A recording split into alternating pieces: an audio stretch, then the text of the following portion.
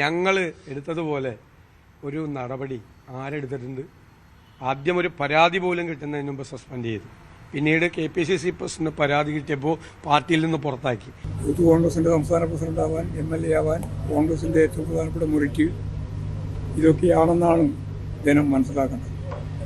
അപ്പോൾ വളരെ വളരെ ജീർണമായ ഒരു അവസ്ഥ അഭിമുഖീകരിക്കുകയാണ്. നമസ്കാരം. നീ കഴുകനെ പോലെ ഉയർന്നു പറന്നാലും നക്ഷത്രങ്ങൾക്കിടയിൽ കൂടുകൂട്ടിയാലും അവിടെ നിന്ന് നിന്നെ ഞാൻ താഴെ ഇറക്കും. ഈ ബൈബിൾ വചനം നിരവധി പേർ ഏറ്റുചൊല്ലിയ സ്റ്റാറ്റസും പോസ്റ്റുമാക്കിയ ദിവസമാണെന്ന്. രാഹുൽ മാങ്കൂട്ടത്തിൽ എന്ന കാമഭ്രാന്തൻ തല്ലിച്ചതച്ച ഒരു സ്ത്രീ കൂടി ആ ട്രോമയിൽ നിന്ന് പുറത്തു കടക്കുന്നു. നീതിക്കായി നിയമയുദ്ധത്തിന് തയ്യാറാകുന്നു. അതിജീവിതമാർക്ക് നീതി കിട്ടണമെന്ന് ആഗ്രഹിക്കുന്ന ഓരോ മനുഷ്യനും ആഗ്രഹിക്കും വിധം ആ സൈക്കോ ക്രിമിനലിനെ പഴുതടച്ച് അഴിക്കുള്ളിലാക്കിയിരിക്കുന്നു കേരള പോലീസ്. ഞെട്ടിക്കുന്നതാണ് പരാതിയിലെ ആരോപണങ്ങൾ. സ്നേഹം നടിച്ച് പീഡിപ്പിച്ച് ഗർഭിണിയാക്കി ഉപേക്ഷിക്കുന്നു, പിന്നെ ഭീഷണിപ്പെടുത്തുന്നു. ഈ പതിവ് രീതികൾക്ക് തന്നെയാണ് രാഹുൽ ഈ സ്ത്രീയോടും കാട്ടിയിരിക്കുന്നത്. അതിനുപയോഗിച്ചത് യൂത്ത് കോൺഗ്രസ് അധ്യക്ഷൻ എന്ന പദവിയും. രാഹുലിനെതിരെ എല്ലാം ചെയ്തു, ഇനി ഒന്നും ചെയ്യാനില്ലെന്നാണ് കോൺഗ്രസ് നിലപാട്. വെൽ ഡ്രാഫ്റ്റഡ് എന്ന് പറയാൻ ഇന്ന് ഇതുവരെ ആരും എത്തിയില്ലല്ലോ എന്ന് നമുക്ക് ആശ്വസിക്കാം. പക്ഷേ ഫ്യൂച്ചർ ഇൻവെസ്റ്റ്മെന്റ് എന്ന് പറഞ്ഞ് രാഹുലിനെ പാലക്കാടിന് മേൽ കെട്ടിവെച്ച നേതാക്കൾ ഇതുപോലൊരു ജനപ്രതിനിധിയെ പേറുന്നതിൽ ആ നാട് ഖേദിക്കുന്നത് കാണുന്നുണ്ടോ? ഈ കാമഭ്രാന്തന് കോൺഗ്രസ് കയ്യിൽ വെച്ചുകൊടുത്ത MLA സ്ഥാനം ഇനി എങ്ങനെ തിരിച്ചെടുക്കും? പ്രേക്ഷകർക്ക് സ്വാഗതം.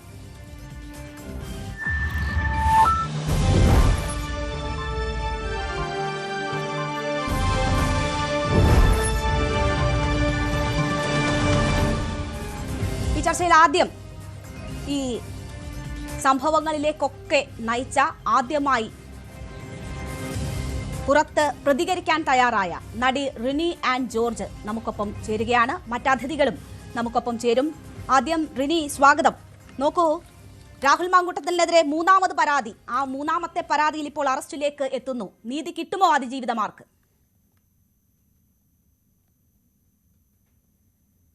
തീർച്ചയായിട്ടും ഈ ഒരു കേസിൽ ആദ്യമേ തന്നെ അതിജീവിതകൾ വളരെ ശക്തമായിട്ട് തന്നെയാണ് പോരാടുന്നത്. ഇപ്പോൾ മൂന്നാമത് ഒരു അതിജീവിത കൂടി എത്തിയിരിക്കുകയാണ്. അതിലൊരു അഭിനന്ദനം ആ കുട്ടിക്ക് അറിയിക്കുകയാണ്. കാരണം ഇത്രയും പ്രശ്നങ്ങൾക്കും ഈ സൈബർ അറ്റാക്ക് തുടങ്ങിയ പ്രശ്നങ്ങൾക്കിടയിലും സധൈര്യം മുന്നോട്ട് വന്നതിലാണ് അഭിനന്ദനം അറിയിക്കുന്നത്. അപ്പോൾ നമുക്കറിയാം, ഇന്ന് ഈ ഒരു വിഷയത്തിൽ ഇപ്പോൾ ഒരു ആദ്യത്തെ നീതി എന്ന രീതിയിൽ നടപ്പാക്കപ്പെട്ടിട്ടുണ്ട് എന്ന് തന്നെയാണ് ഞാൻ വിശ്വസിക്കുന്നത്. അപ്പോൾ തീർച്ചയായിട്ടും ഇനിയും അത്തരത്തിൽ ഒരു നീതി നേടിയെടുക്കാൻ ഈ മൂന്ന് അതിജീവിതകൾക്കും സാധ്യമാകും എന്ന് തന്നെയാണ് വിശ്വസിക്കുന്നത്. അങ്ങനെ സാധിക്കട്ടെ. അതിനൊപ്പം കേരളത്തിൻ്റെ മനസാക്ഷി കൂടെ ഉണ്ടാവും എന്ന് തന്നെയാണ് പ്രതീക്ഷിക്കുന്നത്. റിനി, ആദ്യ പരാതിക്കാരിയുടെ ഒരു കണ്ണ് നനയിക്കുന്ന പോസ്റ്റാണ് നമുക്ക് മുന്നിലുള്ളത്. എന്താണ് ആ പോസ്റ്റ് വായിച്ചപ്പോൾ റിനിക്ക് തോന്നിയത്? അവർ അതിജീവന പാതയിലാണ് എന്ന് എനിക്ക് തോന്നി, മനസ്സിലായി.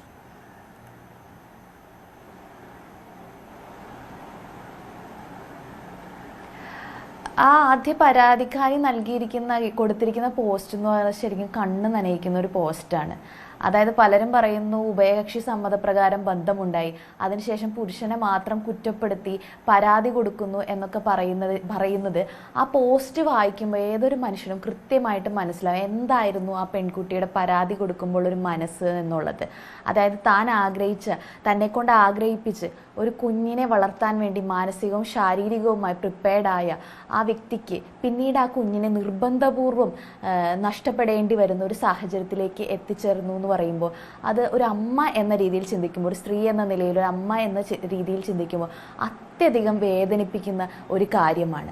അതിങ്ങനെ യാതൊരു മറയും കൂടാതെ പബ്ലിക്കായി അതേക്കുറിച്ച് സംസാരിക്കാൻ ആ പരാതിക്കാരി തയ്യാറാകുന്നു എന്ന് പറയുമ്പോൾ എത്രത്തോളം മനം നൊന്തിട്ടായിരിക്കും അങ്ങനെ ഒരു പോസ്റ്റിലേക്ക് എത്തിച്ചേർന്നിരിക്കുന്നത് എന്ന് ആലോചിക്കുമ്പോൾ വലിയൊരു സങ്കടം. ശരിക്കും പറഞ്ഞാൽ അത് ആദ്യം ഞാൻ വായിച്ചപ്പോൾ ഞാൻ കരയായിരുന്നു. കാരണം എന്താണ് ഒരു അമ്മ എന്ന് മനസ്സിലാക്കുന്ന ഒരു കാര്യം കാര്യമാണ്. ഇത് ആക്ച്വലി ഒരു പീഡന പരാതി എന്നതിനേക്കാൾ ഉപരിയായി ഒരു സ്വന്തം കുഞ്ഞിന് വേണ്ടി, ജനിക്കാതെ പോയ കുഞ്ഞിന് വേണ്ടി പോരാടുന്ന ഒരു അമ്മ എന്നുള്ള രീതിയിലാണ് ഈ കേസിനെ കാണാൻ ഞാൻ ആഗ്രഹിക്കുന്നത്.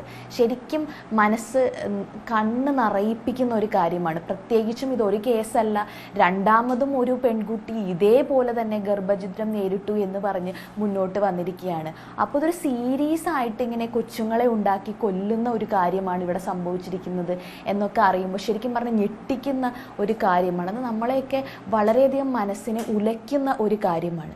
അപ്പോൾ എത്രമാത്രം ആ പെൺകുട്ടികൾ ഹൃദയം വേദനിച്ചിട്ടുണ്ടാവും. ഈ ഒരു സോഷ്യൽ ജഡ്ജ്മെൻറ്റും സൈബർ അറ്റാക്കിനും ഒക്കെ നേരിട്ടുകൊണ്ട് അവർ അവരുടെ കുഞ്ഞുങ്ങൾക്കായി പോരാടുന്നു എന്ന് പറയുമ്പോൾ അതിനുവേണ്ടി കേരള മനസ്സാക്ഷി ഒപ്പം നിൽക്കണം. മുമ്പ് അനുപമ എന്ന ഒരു പെൺകുട്ടി ഇത്തരത്തിൽ അമ്മ എന്ന രീതിയിൽ പരാതി കൊടുത്തപ്പോൾ അതിന് ജനങ്ങൾ നൽകിയൊരു പിന്തുണ വളരെ വലിയൊരു പിന്തുണയാണ്. കാരണം എത്രയായാലും ഒരു അമ്മയാണ്, എങ്ങനെ അവിഹിതത്തിൽ ഉണ്ടായാലും ആണെങ്കിലും അല്ലെങ്കിലും ഒരു അമ്മയാണ് എന്ന രീതിയിലാണ് ആ അമ്മയും കുഞ്ഞും തമ്മിൽ യോജിക്കുന്നതിനായി കേരളം മനസ്സാക്ഷി നിന്നത്. അതേ മനസ്സോടുകൂടി തന്നെ ഈ പെൺകുട്ടികൾക്ക് വേണ്ടി കേരളം നിൽക്കണമെന്നാണ് എൻ്റെ ഒരു അഭ്യർത്ഥന. റിനിയാണ് ആദ്യം തുറന്നു പറച്ചിലുമായി രംഗത്ത് വന്നത്. അതാണ് രണ്ട് സ്ത്രീകൾക്ക് തുറന്നു പറയാനുള്ള വഴിതെളിച്ചത്. ഇപ്പോൾ മൂന്നാമതൊരു സ്ത്രീ കൂടി എത്തുന്നു. റിനിക്കുള്ള പങ്ക് ഞാൻ ഒന്നുകൂടി ചൂണ്ടിക്കാട്ടുകയാണ് ചെയ്തത്. തീർച്ചയായിട്ടും ഞാനത് എപ്പോഴും പറയുന്ന ഒരു കാര്യമുണ്ട്. അതായത് ഈ ഒരു കേസ് എന്ന് പറഞ്ഞാൽ ഏതെങ്കിലും ഒരു പെൺകുട്ടിക്ക് എതിരെ നടന്ന ഒരു ക്രൂരതയല്ല, അല്ലെങ്കിൽ ഒരു റിലേഷൻഷിപ്പിൽ സംഭവിച്ചു പോയ ഒരു അബദ്ധമോ ഒരു തെറ്റോ അല്ല. അത് ആദ്യമേ തന്നെ ഞാൻ പല ഇന്റർവ്യൂവിലും പല സമയത്തും വ്യക്തമാക്കുന്ന ഒരു കാര്യമാണ്. ഇത് ഏതെങ്കിലും ഒരു പെൺകുട്ടിയുടെ വിഷയമല്ല. ഇപ്പോൾ തന്നെ നമ്മുടെ മുന്നിൽ 3 പെൺകുട്ടികൾ, 3 അതിജീവിതകൾ ധൈര്യത്തോടെ വന്നിട്ടുണ്ട്.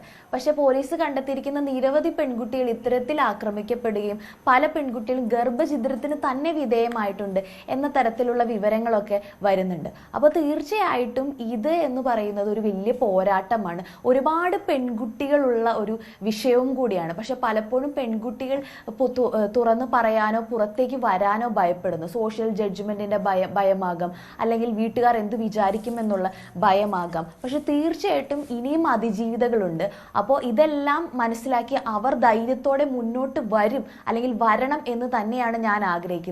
കാരണം ഇത്തരത്തിൽ അധികാര സ്ഥാനങ്ങളിൽ ഇരുന്നു കൊണ്ട് ദുരുപയോഗം ചെയ്യപ്പെടുന്ന ഈ വിഷയങ്ങളെല്ലാം അത് പുറത്ത് കൊണ്ടുവരേണ്ടതാണ്, പുറത്ത് കൊണ്ടുവരണം എന്ന് തന്നെയാണ് ഞാൻ ആഗ്രഹിക്കുന്നത്. അപ്പോൾ അതിജീവിതകൾ മുന്നോട്ട് വരട്ടെ, കം ഫോർവേഡ് എന്നാണ് എനിക്ക് അതിജീവിതകളോട് പറയാനുള്ളത്.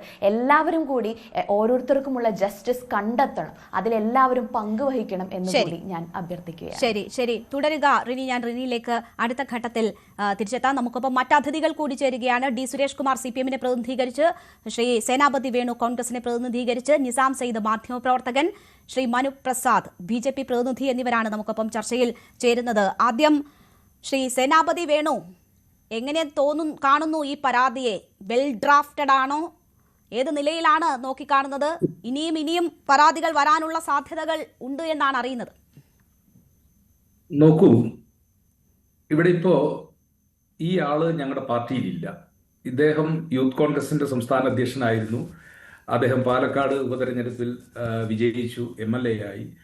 ഇദ്ദേഹത്തിനെതിരെ ഇങ്ങനെ ഒരു ആരോപണം ഉയർന്നു. ആദ്യഘട്ടത്തിലൊക്കെ അതിൻ്റെ ഒരു നിജസ്ഥിതിയെക്കുറിച്ച് ബോധ്യമില്ലായിരുന്നു. ആരോപണങ്ങൾ ഒന്നിനു പിറകെ ഒന്നായി വന്നു. അദ്ദേഹത്തെ കോൺഗ്രസ് പാർട്ടിയിൽ നിന്ന് ഞങ്ങൾ പുറത്താക്കി. ഇനി രാഷ്ട്രീയമായി അദ്ദേഹത്തിന് ഞങ്ങളുടെ പാർട്ടിയുമായി ഒരു ബന്ധമില്ല. ഇപ്പോൾ now it is a criminal case. Is arrested, is under judicial custody. ഇനി let the police to interrogate him. ഇനി അവർ കുറ്റപത്രം സമർപ്പിക്കട്ടെ. ഇതിനകത്ത് നിയമത്തിന്റെ വഴിക്ക് പോകട്ടെ. ഇവിടെ മുമ്പ് അതിജീവിത സൂചിപ്പിച്ചതുപോലെ ഇയാൾ തെറ്റുകാരനായിട്ടുണ്ടെങ്കിൽ നിശ്ചയമായും ആ തെറ്റ്, അതിനുള്ള ശിക്ഷ. ഇനിയും ഒരു സംശയമുണ്ടോ സേനാപതി താങ്കൾക്ക്? സംശയമുണ്ടോ? തെറ്റുകാരനാണെങ്കിൽ പാർട്ടി നടപടിയെടുത്ത് പ്രാഥമിക അംഗത്വത്തിൽ നിന്ന് പുറത്താക്കിയ വ്യക്തിയെക്കുറിച്ച് പറയുമ്പോൾ താങ്കൾ വാക്കുകളിൽ ജാഗ്രത കാട്ടുന്നു. തെറ്റുകാരനാണെങ്കിൽ എന്ന്. അപ്പൊ പാർട്ടിക്ക് ബോധ്യപ്പെട്ടു, നേതാക്കൾക്ക് ബോധ്യപ്പെട്ടു, താങ്കൾക്ക് ഇപ്പോഴും ബോധ്യപ്പെട്ടിട്ടില്ല. അല്ല, നോക്കൂ രേണു, ഞാൻ by last 30 years I am practising as a criminal lawyer. ഞാനൊരു അഭിഭാഷകൻ എന്ന നിലയിലും കോൺഗ്രസിന്റെ വക്താവ് എന്ന നിലയിലുമാണ് സംസാരിക്കുന്നത്. ഞാൻ പറഞ്ഞല്ലോ, ഇപ്പോൾ അദ്ദേഹത്തെ സംബന്ധിച്ചിടത്തോളം അദ്ദേഹം നിയമത്തിന്റെ മുമ്പിൽ എന്താ പറഞ്ഞേ, അത് കസ്റ്റഡിയിലായിരിക്കുകയാണ്. ഇനി പോലീസ് അതിന്റെ തെളിവെടുപ്പ് മറ്റു കാര്യങ്ങളെല്ലാം. താങ്കൾ ഒരു അഭിഭാഷകനാണ്, പക്ഷേ ഈ ചർച്ചയിൽ പങ്കെടുക്കുന്നത് കോൺഗ്രസ് വക്താവായാണ്. ഈ പരാതികൾക്ക് മുൻപ് തന്നെ കോൺഗ്രസ് കുറ്റക്കാരനെന്ന് കണ്ടെത്തി നടപടിയെടുത്ത വ്യക്തിയാണ് രാഹുൽ മാങ്കൂട്ടത്തിൽ. അല്ല, കുറ്റക്കാരൻ എന്നുള്ളത് ഇപ്പോൾ അല്ലല്ലോ. ഇദ്ദേഹത്തിന്റെ പേരിൽ ഗുരുതരമായ ആരോപണങ്ങൾ ഉന്നയിക്കപ്പെട്ടിരിക്കുന്നു. ആരോപണങ്ങൾ ഉന്നയിക്കപ്പെട്ട സമയത്ത് തന്നെ അദ്ദേഹത്തെ കോൺഗ്രസ് പാർട്ടിയിൽ നിന്ന് പുറത്താക്കി. ഇനി അദ്ദേഹത്തിന് കോൺഗ്രസ് പാർട്ടിയുമായി യാതൊരു വിധത്തിലുള്ള ബന്ധങ്ങളുമില്ല. അദ്ദേഹം ചെയ്തിരിക്കുന്ന ക്രിമിനൽ കുറ്റത്തിന് പറയാനുള്ളതെല്ലാം താൻ പറഞ്ഞു കഴിഞ്ഞു എന്നാണ് പ്രതിപക്ഷ നേതാവ് പറയുന്നത്. എടുക്കാനുള്ള നടപടികൾ എടുത്തു കഴിഞ്ഞു എന്ന് പറയുന്നു. പക്ഷേ താങ്കൾ ഈ പറയുന്ന പരാതി ലഭിച്ചിട്ട് അതിൽ നടപടി എടുത്തിട്ടാണ് KPCC അധ്യക്ഷൻ പറഞ്ഞത് ഇതൊരു വെൽ ഡ്രാഫ്റ്റഡ് പരാതിയാണ് എന്നത്. ആ പറയുന്നവർക്കൊപ്പമാണോ, പ്രതിപക്ഷ നേതാവ് പറയുന്നതിനൊപ്പമാണോ താങ്കൾ? അല്ല, ഞങ്ങള് നീതിയുടെ പക്ഷത്തും സത്യത്തിന്റെ പക്ഷത്തും അല്ലേ നമുക്ക് നിൽക്കാനായിട്ട് പറ്റത്തുള്ളൂ. ഇത് ആരോപണങ്ങൾ വന്നിരിക്കുന്നു. ആരോപണങ്ങളെക്കുറിച്ച് പോലീസ് അന്വേഷണം നടത്തുന്നു. അന്വേഷണത്തിന്റെ ഭാഗമായി തെളിവെടുപ്പ് നടത്തുന്നു. ഇനി ഇതിന്റെ എല്ലാം വിചാരണ നടക്കേണ്ടതായിട്ടുണ്ട്. വിചാരണ നടക്കുമ്പോൾ, കാരണം offence was committed in the year 2024, whether it was a consensus sex between two major persons, അതൊക്കെ ഇനി കോടതിയുടെ നിയമത്തിന്റെ ഭാഷയിൽ വരേണ്ട കാര്യങ്ങളാണ്. ഇതിനൊക്കെ വിചാരണ നടക്കുന്നു. ഒരുപാട് കാര്യങ്ങൾ രാഹുൽ ഈശ്വർ ഫേസ്ബുക്കിൽ ഇട്ട ന്യായീകരണമാണ് താങ്കൾ ഇപ്പോൾ പറയുന്നത്. രാഹുൽ ഈശ്വർ അറിയാലോ, രാഹുൽ ഈശ്വർ ഓരോ വിഷയത്തിലും സ്വീകരിക്കുന്ന സമീപനം എന്താണെന്ന്. ആ സമീപനത്തിന് സമാനമാണ് താങ്കൾ ഇപ്പോൾ പറഞ്ഞ കാര്യങ്ങൾ. അല്ല, ഒന്നും ഞാൻ പറഞ്ഞില്ല. അല്ല, ഞാൻ വളരെ സ്പെസിഫിക് ആയിട്ട് പറഞ്ഞല്ലോ. ഈ കേസ് ഇപ്പോൾ നിയമത്തിന്റെ പരിഗണനയിൽ ഇരിക്കുന്നതാണ്. ഇതിന്റെ വിചാരണ ഒരുപക്ഷെ ട്രയല് അദ്ദേഹത്തിന്റെ കസ്റ്റഡിയിൽ ഇട്ടുകൊണ്ട് തന്നെ ഇതിന്റെ ട്രയൽ നടക്കും. ആ ട്രയലിൽ അദ്ദേഹം കുറ്റക്കാരനാണ് എന്നാണ് കോടതി കാണുന്നതെങ്കിൽ അതിന്റെ ശിക്ഷ അദ്ദേഹം ഏറ്റുവാങ്ങട്ടെ എന്നുള്ളത് മാത്രമേ എനിക്ക് ആ കാര്യത്തിൽ സൂചിപ്പിക്കാനുള്ളൂ. നിയമത്തിന്റെ വഴിക്ക് പോകട്ടെ എന്ന പദം അത് പലപ്പോഴും നമ്മൾ ദുരുപയോഗം ചെയ്യുന്ന ഒരു പദമാണ് എങ്കിൽ പോലും ഞാനത് ഇവിടെ പറയാൻ ആഗ്രഹിക്കുന്നു. ഈ രീതിയിലുള്ള, അതായത് ഒരു രാഷ്ട്രീയത്തിന്റെ കളറിലോ അതല്ലെങ്കിൽ ഒരു MLA എന്നുള്ള പദവിയിലോ അതൊക്കെ ദുരുപയോഗം ചെയ്തുകൊണ്ട് ഈ രീതിയിലുള്ള കുറ്റകൃത്യങ്ങൾ ഒരാൾ ചെയ്തിട്ടുണ്ട് എങ്കിൽ നിശ്ചയമായും അത് അയാൾ ശിക്ഷിക്കപ്പെടും. ആ കാര്യത്തിൽ ആർക്കും തർക്കമില്ല. അപ്പോ അതിന്റെ നിയമത്തിന്റെ വഴികളിലേക്ക് പോകട്ടെ. ഇപ്പൊ ഞങ്ങളെ സംബന്ധിച്ചിടത്തോളം അദ്ദേഹം ഞങ്ങളുടെ പാർട്ടിക്കാരനല്ല.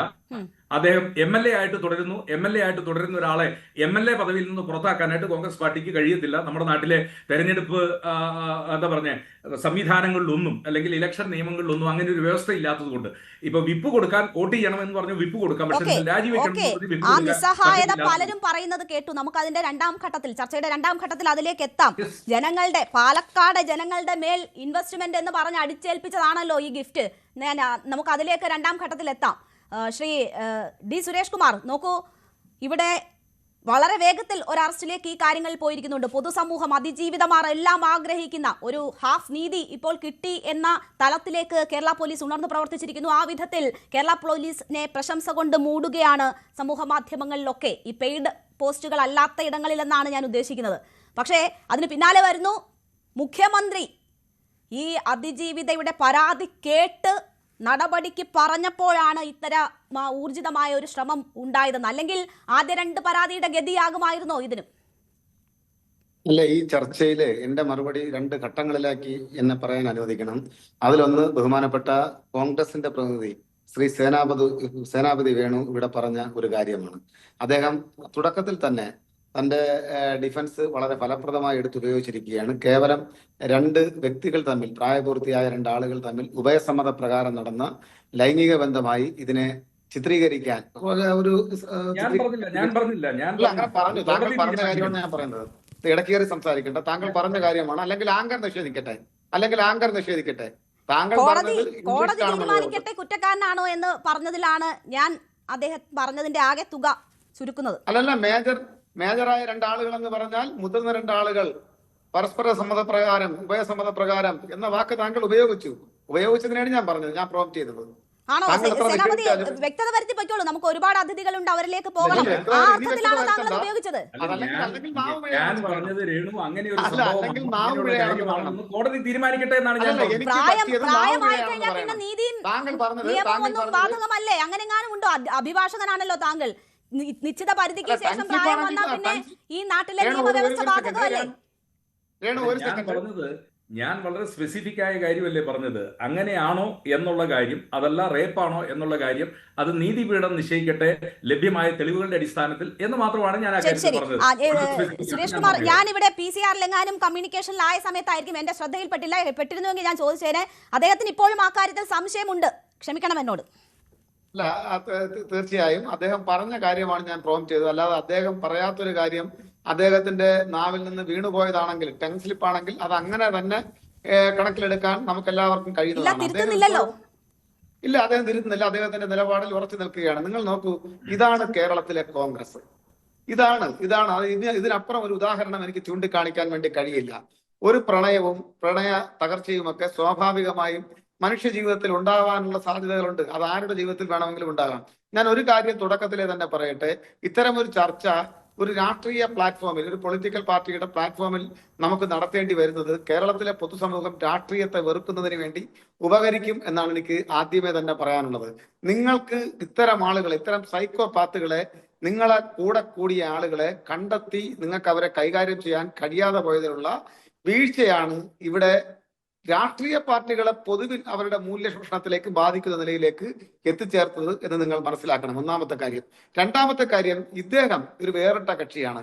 ഇദ്ദേഹം ഒരു സൈക്കോപാത്താണ്. പറയുന്നതിനുള്ള കാരണം, ഒന്നോ ഒന്നിൽ കൂടുതലോ ബന്ധങ്ങൾ ചിലപ്പോൾ മനുഷ്യർക്ക് ഉണ്ടാകാം. അത് മനുഷ്യ സഹജമാണ്. പക്ഷേ പെൺകുട്ടികളെ നിർബന്ധിച്ച് വശീകരിച്ച് അവരിൽ നിന്നും തനിക്കൊരു കുഞ്ഞിനെ കാണണം, ഒരു കുഞ്ഞിനെ പ്രസവിച്ചെടുക്കണം, അല്ലെങ്കിൽ ഒരു കുഞ്ഞിന്റെ അച്ഛനാകണമെന്ന ആഗ്രഹം അങ്ങോട്ട് പ്രകടിപ്പിച്ച് അവരെ വശംവദയാക്കി ലൈംഗിക ബന്ധത്തിൽ ഏർപ്പെട്ടതിന് ശേഷം ആ കുഞ്ഞിനെ ഭ്രൂണത്തിൽ വെച്ച് തന്നെ കൊല്ലുക എന്നത് യാദൃച്ഛികമായി സംഭവിച്ച ഒരു കാര്യമല്ല. അതാണ് ഇവിടെ പ്രസക്തമായ ഭാഗം. അത് ഒരാളോട് സംഭവിച്ചതല്ല, ഒരുപാട് പേരോട് സംഭവിക്കുന്നതാണ്. ഇതാണ് ആ ക്രിമിനലിന്റെ രീതി എന്നത് വ്യക്തമാകുന്നു മൂന്നാം പരാതിയിലും. എന്റെ ചോദ്യത്തിലേക്ക് കൂടി അല്ലല്ല, അതാണ് ഞാൻ പറഞ്ഞത്. ഇവിടെ കേരളത്തിലെ പോലീസ് കിട്ടുന്ന പരാതിയുടെ അടിസ്ഥാനത്തിൽ നേരത്തെ എന്താണ് സംഭവിച്ചത്? കേരള പോലീസിനെയും കേരളത്തിലെ ഇടതുപക്ഷ ജനാധിപത്യ മുന്നണി സർക്കാരിനെയും ഈ വിഷയം അകാരണമായി നീട്ടിക്കൊണ്ടു പോകുന്നതിന് വേണ്ടി, ഈ വിഷയം ലൈവായി നിലനിർത്തുന്നതിന് വേണ്ടി അദ്ദേഹത്തെ രക്ഷപ്പെടാൻ അനുവദിച്ചു എന്ന രൂപത്തിൽ കോൺഗ്രസിന്റെ നേതാക്കന്മാർ തന്നെ തരാതരം പോലെ, അതും വളരെ ഉത്തരവാദിത്തപ്പെട്ട നേതാക്കന്മാരാണ്, ചെറിയ ആളുകളല്ല കേട്ടോ, ഉത്തരവാദിത്തപ്പെട്ട ആളുകൾ മാധ്യമങ്ങൾക്ക് മുന്നിൽ വന്നു നിന്നുകൊണ്ട് സർക്കാരിനെയും പോലീസിനെയും പ്രതിസ്ഥാനത്ത് നിർത്തിക്കൊണ്ട് തുടർച്ചയായി ആരോപണം ഉന്നയിച്ചു. അതൊരു ഭാഗം. രണ്ടാമത് എന്താണ് അതിൽ സംഭവിച്ചത്? അതിൽ സംഭവിച്ചതെന്ന് പറയുമ്പോൾ നമ്മുടെ നാട്ടിലെ കോറി മാഫിയകൾ ബാംഗ്ലൂർ, തമിഴ്നാട് മുതൽ തമിഴ്നാട്ടിൽ നിന്നും ബാംഗ്ലൂർ വഴി കടത്തിക്കൊണ്ടുപോയി അവിടെ റിസോർട്ടുകളിൽ മാറി മാറി താമസിപ്പിച്ച് കർണാടകത്തിലെ ഭരിക്കുന്ന രാഷ്ട്രീയ പാർട്ടിയുടെ തണലിൽ ഒളിവിൽ കഴിയുന്നതിന് വേണ്ടിയിട്ടുള്ള എല്ലാ സൗകര്യവും ചെയ്തു കൊടുത്തു. അതിനകത്ത് കോൺഗ്രസിന്റെ ദേശീയ നേതൃത്വത്തിലെ ചില ആളുകൾ വഹിച്ച പങ്ക് ചെറുതല്ല എന്നുകൂടി നാം മനസ്സിലാക്കണം. അങ്ങനെ രക്ഷപ്പെടുത്തി നിർത്തിയ ഒരാളാണ്. ഇപ്പൊ വിലപിക്കുകയാണ്. കോൺഗ്രസിന്റെ പ്രതിനിധിയായിട്ടുള്ള ശ്രീ സേനാപതി വേണു വിലപിക്കുകയാണ്. ഞങ്ങൾക്ക് ഒന്നും ചെയ്യാൻ കഴിയുന്നില്ല. അദ്ദേഹം MLA ആയി തുടരുന്നത് അദ്ദേഹത്തിന്റെ പ്രിവിലേജ് ആണ്, അല്ലെങ്കിൽ അദ്ദേഹത്തിന്റെ സ്വകാര്യമായിട്ടുള്ള കാര്യമായിട്ടാണ് അത് വരുത്തി തീർക്കുന്നത്. ഞാൻ ചോദിക്കട്ടെ, അദ്ദേഹം മത്സരിച്ചത് ഏത് ചിഹ്നത്തിലാണ്? ഏത് പൊളിറ്റിക്കൽ പാർട്ടിയുടെ പിന്തുണയിലാണ് അദ്ദേഹം പാലക്കാട് ഉപതെരഞ്ഞെടുപ്പിൽ മത്സരിച്ചത്? ആരാണ് പത്തനംതിട്ടക്കാരനായിട്ടുള്ള ശ്രീ രാഹുൽ മാങ്കൂട്ടത്തെ പാലക്കാട്ടേക്ക് ആനയിച്ചു കൊണ്ടുപോയത്? ഇതെല്ലാം സംഭവിച്ചതിന് ശേഷം നിങ്ങൾ യാദൃശികമായി നിങ്ങൾ സാങ്കേതികമായി സംഘടനാ നടപടി കൈക്കൊണ്ടു എന്ന് പറയുന്നു. ആ സംഘടനാ നടപടിക്ക് ശേഷം നിങ്ങൾ ചെയ്തത് എന്താണ്? അദ്ദേഹത്തെ ആനയിച്ചു കൊണ്ടുപോകുക, തോളിലിരുത്തി ഡാൻസ് ചെയ്യുക, പുഷ്പവൃഷ്ടി അർപ്പിക്കുക. ഈ രൂപത്തിൽ കേരളത്തിന്റെ പൊതുസമൂഹത്തെ വെല്ലുവിളിക്കുന്ന നിലയിൽ, പൊതു മനസാക്ഷിയെ ചോദ്യം ചെയ്യുന്ന വിധത്തിൽ, കേരളത്തിലെ സ്ത്രീകളുടെ അഭിമാനത്തെ ചോദ്യം ചെയ്യുന്ന വിധത്തിൽ എന്തെല്ലാം പേക്കൂത്താണ് കോൺഗ്രസിന്റെ ബാനറിന് കീഴിൽ നിങ്ങൾ കാട്ടിക്കൂട്ടിയത്? ഇതൊരു ഉത്തരവാദിത്തപ്പെട്ട രാഷ്ട്രീയ പ്രസ്ഥാനം ചെയ്യാൻ പാടുള്ള കാര്യമാണോ? ഞാൻ ഇവിടെ നിങ്ങൾക്ക് ബദലായിട്ടുള്ള ഒരുപാട് കാര്യങ്ങൾ ഒരുപക്ഷെ വസ്തുനിഷ്ഠമായി നിരത്തും. അപ്പൊ അതിലൊന്നും തന്നെ അർത്ഥതലം നമുക്ക് കണ്ടെത്താൻ വേണ്ടി സാധിക്കില്ല. കോൺഗ്രസിന്റെ നേതാക്കന്മാർ ഇപ്പോഴും, അല്ലെങ്കിൽ നിയമസഭ. ശരി, ഞാൻ താങ്കളിലേക്ക് തിരിച്ചെത്താം. ശ്രീ നിസാം സെയ്ദ്, നോക്കൂ, ഇവിടെ ഇപ്പോൾ കോൺഗ്രസ് നേതാക്കൾ തങ്ങൾക്ക് ചെയ്യാൻ കഴിയുന്നതെല്ലാം ചെയ്തു എന്ന് പറഞ്ഞ് ഒഴിഞ്ഞു മാറുന്നതാണ് നമ്മൾ ഈ വിഷയത്തിൽ കാണുന്നത്. ഒഴിഞ്ഞു മാറുന്നു എന്ന് വെച്ചാൽ ഈ MLA സ്ഥാനത്ത് രാഹുൽ മാങ്കൂട്ടത്തിൽ ഇപ്പോഴും തുടരുകയാണ്. യൂത്ത് കോൺഗ്രസ് അധ്യക്ഷൻ എന്ന പദവി ഉപയോഗിച്ചുകൊണ്ടാണ് ഈ തോന്നിയവാസങ്ങളൊക്കെ കാണിച്ചു കൂട്ടിയത്. ഇപ്പോഴും ആ വ്യക്തിയുടെ കയ്യിൽ MLA സ്ഥാനം ഇരിക്കുന്നു. കോൺഗ്രസ് പാർട്ടിയാണല്ലോ അത് കയ്യിൽ വെച്ച് കൊടുത്തത്. അപ്പോൾ ഉത്തരവാദിത്തം കഴിഞ്ഞു, ഞങ്ങൾ ചെയ്യേണ്ടതെല്ലാം ചെയ്തു എന്ന് പറഞ്ഞ് കോൺഗ്രസിന് ഇതിൽ നിന്ന് ഒഴിഞ്ഞു മാറാൻ കഴിയുമോ? ലഭ്യമായ തെളിവുകളുടെ അടിസ്ഥാനത്തിൽ രാഹുൽ മാങ്കൂട്ടത്തിൽ വളരെ ഗ്രേവായ സീരീസ് ഓഫ് ഒഫൻസസ് ചെയ്ത ഒരാളാണെന്നുള്ള കാര്യത്തിൽ സാമാന്യബോധമുള്ള, നീതിന്യായ വ്യവസ്ഥയെക്കുറിച്ച് സാമാന്യബോധമുള്ള ഒരാൾക്കും സംശയം ഉണ്ടാകുന്നില്ല. ഏറ്റവും കടുത്ത നിയമ നടപടികൾ നേരിടാൻ രാഹുൽ മാങ്കൂട്ടത്തിൽ അർഹനാണെന്നുള്ളതും യാതൊരു സംശയവുമില്ലാത്ത കാര്യമാണ്. ഒരു സ്ത്രീ ആയിട്ട് മാത്രമല്ല, ഒട്ടേറെ സ്ത്രീകളെ വശീകരിക്കുകയോ വശീകരിച്ച് അവരെ വളരെ ഗുരുതരമായ സെക്ഷൽ ഒഫൻസിന് വിധേയമാക്കുകയോ ചെയ്ത ഒരാളാണത്. അതിൽ കോൺസെൻസസ് ആണോ ഇല്ലയോ എന്നുള്ളത് പ്രശ്നമല്ല. കോൺസെൻസസ് ഉണ്ടെങ്കിൽ തന്നെ അത് മാനുഫാക്ചർഡ് കൺസെന്റ് ആണ് എന്നുള്ള കാര്യത്തിൽ ഉടനെ കൃത്യമായ നിയമ നടപടികൾക്ക് വിധേയരാകാൻ അർഹനാണ് രാഹുൽ മാങ്കൂട്ടത്തിൽ എന്നുള്ള കാര്യത്തിൽ തർക്കമില്ല. ഇത് രാഹുൽ മാങ്കൂട്ടത്തിന്റെ കാര്യത്തിൽ എന്തൊക്കെ ഡിഫൻസ് അദ്ദേഹത്തിന് പറയാനുണ്ടെങ്കിലും proven guilty under proven innocence എന്നുള്ളതാണ് അദ്ദേഹം.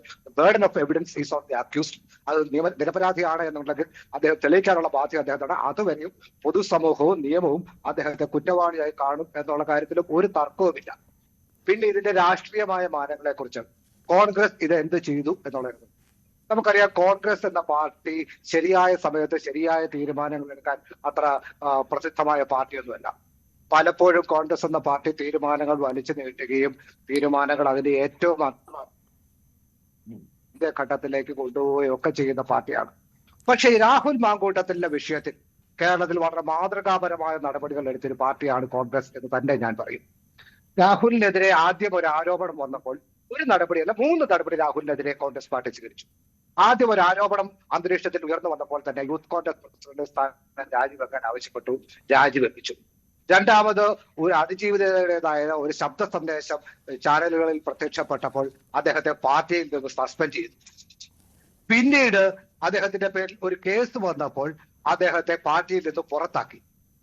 ഇതിൽ കൂടുതൽ ഏതെങ്കിലും ഒരു പാർട്ടിക്ക് എന്തെങ്കിലും ചെയ്യാൻ കഴിയും എന്ന് ഞാൻ വിശ്വസിക്കുന്നില്ല. സമാനമായ സാഹചര്യങ്ങളിൽ മറ്റു പാർട്ടികൾ എന്താണ് ചെയ്തത് എന്നുകൂടി പരിശോധിക്കുമ്പോൾ നമുക്കറിയാം. മുകേഷിനെതിരെ ആരോപണം ഉയർന്നപ്പോൾ CPM-ന്റെ സംസ്ഥാന ജനറൽ സെക്രട്ടറിയായ MV ഗോവിന്ദൻ പറഞ്ഞത് ഇന്ത്യയിൽ 5 MP-മാരും 155 MLA-മാരും ഇത്തരം ലൈംഗിക പീഡന കേസുകളിൽ പ്രതിയാണ്. അവരെല്ലാം രാജിവെക്കാൻ നിന്നാൽ ഇന്ത്യയിലെ നിയമ സംവിധാനമാകെ തകരും. മാത്രവുമല്ല, ഈ രാജിവെച്ച ശേഷം അവർ നിരപരാധിയാണെന്ന് കണ്ടെത്തി കഴിഞ്ഞാൽ അവർക്ക് വീണ്ടും ഈ പദവി തിരികെ നൽകാൻ യാതൊരു മാർഗവുമില്ല. അതുകൊണ്ട് അവരാരും രാജിവെക്കേണ്ടതില്ല എന്ന് പറഞ്ഞത് CPM-ന്റെ സംസ്ഥാന സെക്രട്ടറിയായ MV ഗോവിന്ദനാണ്. അപ്പൊ CPM-ന്റെ പ്രഖ്യാപിതമായ നിലപാടാണ്. BJP-യുടെ കാര്യത്തിൽ നമുക്കറിയാം. ഇന്ത്യയുടെ അഭിമാനമായിരുന്ന ഗുസ്തി താരങ്ങൾ ഉൾപ്പെടെയുള്ള ആളുകൾ ലൈംഗിക പീഡനങ്ങൾ നടത്തിയെന്ന് ആരോപിച്ച ബ്രിജ്ഭൂഷണെ എല്ലാ സംരക്ഷണവും നടത്തിയ പാർട്ടിയാണ് BJP. ഇതൊക്കെയായിട്ടും കോൺഗ്രസ് ഇത്രയും നടപടികൾക്ക് മുതിർന്നു എന്നുള്ളത് വളരെ പ്രോത്സാഹനം ചെയ്യേണ്ട കാര്യമാണ്. കോൺഗ്രസ് മാതൃകാപരമായ നടപടി സ്വീകരിച്ചു എന്നതാണ് അദ്ദേഹം ഈ വിഷയത്തിൽ സൂചിപ്പിക്കുന്നത്. ഞാൻ രണ്ടാം ഘട്ടത്തിൽ താങ്കളിലേക്ക് എത്താം. ശ്രീ മനു പ്രസാദ്, BJP പ്രതിനിധി കൂടി നമുക്കൊപ്പം ചേരുകയാണ്. മനു, നോക്കൂ, ഇവിടുന്ന് BJP നേതാക്കളൊക്കെ വളരെ അഗ്രസീവായി അല്ലെങ്കിൽ ആ നിലയിലൊക്കെ ഇതിനോട് പ്രതികരിക്കുന്നതാണ് നമ്മൾ കണ്ടത്. കെ സുരേന്ദ്രനും ശോഭാ സുരേന്ദ്രനും ഒക്കെ വിഷയത്തിൽ പ്രതികരിക്കുന്നു. പാലക്കാട്ടെ ജനങ്ങൾ അടിച്ചിറക്കും എന്നതാണ് ശോഭാ സുരേന്ദ്രൻ ഉപയോഗിച്ച വാക്ക് എന്നതാണ് ഞാൻ മനസ്സിലാക്കുന്നത്. അമ്മമാർ തന്നെ കോൺഗ്രസിനെ പാലക്കാട് നിന്ന് ചാട്ടവാർ കൊണ്ട് അടിച്ച് നിഷ്കാസനം ചെയ്യുമെന്ന വാക്കുകളൊക്കെയാണ് ശോഭാ സുരേന്ദ്രൻ ഉയർത്തിയത്. അതിനൊപ്പം തന്നെ ഇത് നിർബന്ധിതമാവുകയായിരുന്നു ഈ അറസ്റ്റിന് എന്നതുകൂടി BJP നേതാക്കൾ സൂചിപ്പിക്കുന്നു. അതായത് കഴിഞ്ഞ 2 കേസിലും അറസ്റ്റില്ല, ഇപ്പോൾ ഇത് നിർബന്ധിതമായി പോയ ഒരു സാഹചര്യം. എന്തുകൊണ്ടാണ് അങ്ങനെ ഒരു വീക്ഷണം ഇതുമായി ബന്ധപ്പെട്ട്? അല്ല, ഇതിൽ ചില കാര്യങ്ങൾ സൂചിപ്പിച്ചുകൊണ്ട് വരാം. കോൺഗ്രസിൻ്റെ ചില ആളുകൾ ഇവിടെ സംസാരിക്കുന്നത് കണ്ടപ്പോൾ എനിക്ക് തോന്നിയത് രാഹുൽ മാങ്കൂട്ടത്തെ ഏതെങ്കിലും തരത്തിൽ ആരോ കള്ളക്കാസിൽ കുടുക്കിയതിൻ്റെ പേരിൽ ഇപ്പോൾ അറസ്റ്റ് ചെയ്തു എന്ന അവസ്ഥയിലേക്കാണ് അവർ സംസാരിക്കുന്നത്. എന്തോ ഒരു പാവപ്പെട്ട ഒരാളെ വീട്ടിൽ ചെന്ന് ഒരു തെറ്റും ചെയ്യാതെ കൊണ്ടുപോയി എന്ന നിലയിലാണ് ഇവരെല്ലാം വരുത്തി തീർക്കാനുള്ള പരിശ്രമം നടത്തുന്നത്. ഒന്നല്ല രണ്ടെന്നല്ല, എണ്ണിയാലൊടുങ്ങാത്ത പരാതികളുടെ കൂമ്പാരങ്ങൾ ഈ കേരള മനസ്സാക്ഷിക്ക് മുഴുവൻ വന്നു ചേരുന്ന ഒരു സാഹചര്യമാണ് കേരളത്തിൽ കാണാൻ സാധിച്ചത്. 2 കോൺഗ്രസിൻ്റെ ഒരു നേതാവ് ഇവിടെ പറഞ്ഞു, യൂത്ത് കോൺഗ്രസിൻ്റെ സംസ്ഥാന അധ്യക്ഷ സ്ഥാനത്ത് നിന്ന് ഞങ്ങൾ ആദ്യം പുറത്താക്കി, രണ്ടാമത് കോൺഗ്രസിൽ നിന്ന് ഞങ്ങൾ സസ്പെൻഡ് ചെയ്തു, മൂന്നാമത് ഞങ്ങൾ കോൺഗ്രസിൽ നിന്ന് പുറത്താക്കി, കോൺഗ്രസ് കൊണ്ടുവന്ന് കോൺഗ്രസ് വളർത്തി യൂത്ത് കോൺഗ്രസിൻ്റെ സംസ്ഥാന അധ്യക്ഷനാക്കി, കോൺഗ്രസിൻ്റെ ചിഹ്നം കൊടുത്ത് കോൺഗ്രസ് പാലക്കാട്ട് മത്സരിപ്പിച്ച് SDPIയുടെ പിന്തുണയോടുകൂടി കോൺഗ്രസ് ജയിപ്പിച്ചെടുത്ത ഒരു MLA കോൺഗ്രസ് പറയുകയാണ് ഞങ്ങൾക്ക് വേണ്ടാത്തതുകൊണ്ട് ഞങ്ങൾ അങ്ങ് തള്ളിക്കളഞ്ഞു, ഇനി നിങ്ങളിതെല്ലാം സഹിച്ചു കൊള്ളണം എന്ന ആ ഒരു വർത്തമാനമുണ്ടല്ലോ, അത് ഈ കേരളീയ സമൂഹം കാണുന്നുണ്ട് എന്ന് മാത്രമാണ് എനിക്ക് കോൺഗ്രസിനോട് സൂചിപ്പിക്കാനുള്ളത് ഈ അവസരത്തിൽ. കാരണം നിങ്ങൾ തന്നെ കൊണ്ടുവന്ന്, നിങ്ങൾ വളർത്തി, നിങ്ങൾ ചിഹ്നം കൊടുത്ത്, നിങ്ങൾ മത്സരിപ്പിച്ച് SDPI പിന്തുണയോടുകൂടി നിങ്ങൾ ജയിപ്പിച്ചെടുത്ത ഒരു MLA MLA പാലക്കാട്ട് ജനങ്ങളുടെ തലയിൽ കെട്ടിവെച്ച് നിങ്ങൾക്കതിൽ ഒരു ഉത്തരവാദിത്വവുമില്ല എന്ന് പറയുന്ന കേരളത്തിൻ്റെ പ്രതിപക്ഷ നേതാവിനെ ഈ കേരളീയ സമൂഹം കണ്ടിട്ടുണ്ട് എന്ന് മാത്രമാണ് ആ വിഷയത്തിൽ എനിക്ക് സൂചിപ്പിക്കാനുള്ളത്. 2, അറസ്റ്റുമായി ബന്ധപ്പെട്ട് മുഖ്യമന്ത്രിയോട് നേരിട്ട് പോയിട്ട് ഒരാൾക്ക് പരാതി പറയേണ്ടി വരുന്നു അവസാനം കേസെടുക്കാൻ. നിരവധിയായ കേസുകൾ ഇവിടെ പോലീസ് സ്റ്റേഷനുകളിലും അതുപോലെ തന്നെ വിവിധ സ്ഥലങ്ങളിലേക്കും ആളുകൾ പറഞ്ഞാൽ എടുക്കാൻ പറ്റുന്ന സാഹചര്യമില്ല എന്ന സാഹചര്യമാണ് ഇന്ന് കേരളത്തിലുള്ളത്. ആഭ്യന്തരം അങ്ങേ പരാജയപ്പെട്ടിരിക്കുമ്പോൾ മുഖ്യമന്ത്രിയെ നേരിട്ട് കണ്ടിട്ടാണ് ഒരാൾ ഞാൻ അതിജീവിതയാണ്, ഞാൻ അതിൻ്റെ ഭാഗമായി ഇരയാക്കപ്പെട്ടയാളാണ്, നിങ്ങൾ കേസ് രജിസ്റ്റർ ചെയ്യണമെന്ന് പറയുന്നത്. മുഖ്യമന്ത്രിയുടെ മുന്നിലേക്ക് ഈ പരാതിക്കാരി എത്തുന്ന സമയത്ത് പാലക്കാട്ടിൻ്റെ മണ്ണിലുണ്ട് രാഹുൽ മാങ്കൂട്ടം. ഒരു പോലീസുകാരനും പോയി നോക്കിയില്ല. പരാതി കൊടുത്തതിന് ശേഷം ഒന്ന് തടഞ്ഞേക്കാം എന്ന് ചിന്തിച്ചില്ല. ഈ നാട് വിട്ടു പോണ്ട എന്നവർ ആലോചിച്ചില്ല. ഈ നാട് വിട്ടുപോയി അവർ തന്നെ പറയുന്നത് പോലെ മൈസൂറും അതുപോലെ തന്നെ ബാംഗ്ലൂരും വിവിധ സുഖവാസ കേന്ദ്രങ്ങളിൽ അദ്ദേഹം സുഖവാസം അനുഭവിക്കുന്ന സാഹചര്യമുണ്ടായി. ഈ നാട്ടിലെ അനുഭവിക്കുന്ന സാഹചര്യമുണ്ടായി. എന്നാൽ അതേ സമയത്ത് ഈ പോലീസുകാരുടെ മുന്നിലൂടെ തിരുവനന്തപുരത്ത് വന്ന് അഭിഭാഷകന് മുന്നിൽ ഹാജരായി തനിക്ക് വേണ്ടി വക്കാലത്ത് ഒപ്പിട്ട് തിരിച്ചു പോകുന്ന സാഹചര്യമുണ്ടായിരുന്നു. ഒരു ചെറുവിരൽ കേരളത്തിൻ്റെ പോലീസ് അനക്കിയിട്ടില്ല, കേരളത്തിലെ ആഭ്യന്തരമന്ത്രി അനക്കിയിട്ടില്ല, പിടിക്കണമെന്ന് തീരുമാനം വന്നിട്ടില്ല. 1, 2 ദിവസം അദ്ദേഹത്തെ ഇതുവരെയും പൂർണ്ണമായി സ്വാതന്ത്ര്യത്തോടുകൂടി പുറത്തുവിട്ട് എല്ലാ കേസുകളുടെയും തെളിവുകൾ നശിപ്പിക്കുന്ന സാഹചര്യത്തിലേക്ക് വേണ്ടി അഴിച്ചുവിട്ടതിന് ശേഷം ഇന്നൊരു അറസ്റ്റ് നടത്തിയിരിക്കുകയാണ്. അതിൽ നാടകമെന്നല്ലാതെ മറ്റെന്താണ് പറയാനുള്ളത്? പുതിയ പരാതികൾ നിരന്തരമെന്ന് വരുമ്പോൾ, സ്വർണ്ണക്കൊള്ള ഉൾപ്പെടെയുള്ള പല സാഹചര്യങ്ങളും ചർച്ചയാകുമ്പോൾ VD സതീശനും സ്വർണ്ണക്കൊള്ള ഉൾപ്പെടെയുള്ള ചർച്ചയാകുമ്പോൾ സോണിയാഗാന്ധിയുടെ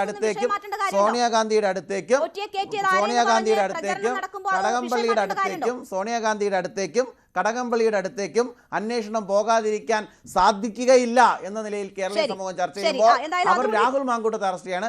രാഹുൽ മാങ്കൂട്ടത്തെ അറസ്റ്റ് ചെയ്ത് കേരളത്തിന്റെ ഇപ്പോൾ അനുഭവിക്കുന്ന പ്രശ്നങ്ങളിൽ നിന്ന് രക്ഷപ്പെടാമെന്ന് ഇവിടുത്തെ ഇടതുപക്ഷവും വിചാരിക്കേണ്ട, കോൺഗ്രസും വിചാരിക്കേണ്ട. 2, രാഹുൽ മാങ്കൂട്ടത്തെ മലയാളി സമൂഹത്തിന് മുന്നിൽ പാലക്കാട് കെട്ടിവെച്ചത് കോൺഗ്രസ് ആണ്. അവർക്ക് ഒരു ഉത്തരവാദിത്വം ഇല്ല. അവർ അനുഭവിച്ച ആ ദുരിതത്തിൽ നിന്ന് കരകയറി അവർ പരാതി കൊടുക്കാൻ തീരുമാനിക്കേണ്ടത് എപ്പോഴാണെന്ന് നമുക്ക് പറയാൻ പറ്റത്തില്ലല്ലോ. അത് ഏതെങ്കിലും രാഷ്ട്രീയ പാർട്ടികൾക്ക് സ്വാധീനിക്കാൻ കഴിയുന്നതാണോ എന്ന് ഞാൻ വിശ്വസിക്കുന്നുമില്ല. അവരുമായി സംസാരിക്കാൻ കൂടി കഴിഞ്ഞിട്ടുള്ള വ്യക്തി എന്ന നിലയിൽ ഞാനത് വിശ്വസിക്കുന്നില്ല. ഏതെങ്കിലും സ്വാധീനത്തിന് വഴങ്ങിയാണ് അവർ പരാതി നൽകിയതെന്ന്. ഞാൻ താങ്കളിലേക്ക് തിരിച്ചെത്താം.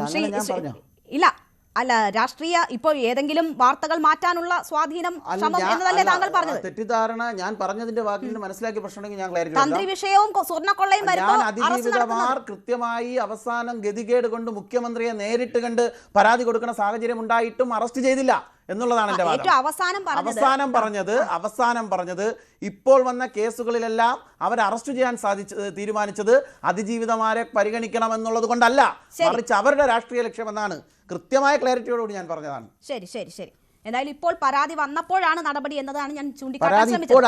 വന്നതെന്നുള്ളതാണ് എന്റെ പക്ഷം. ശരി ശരി ഓക്കെ.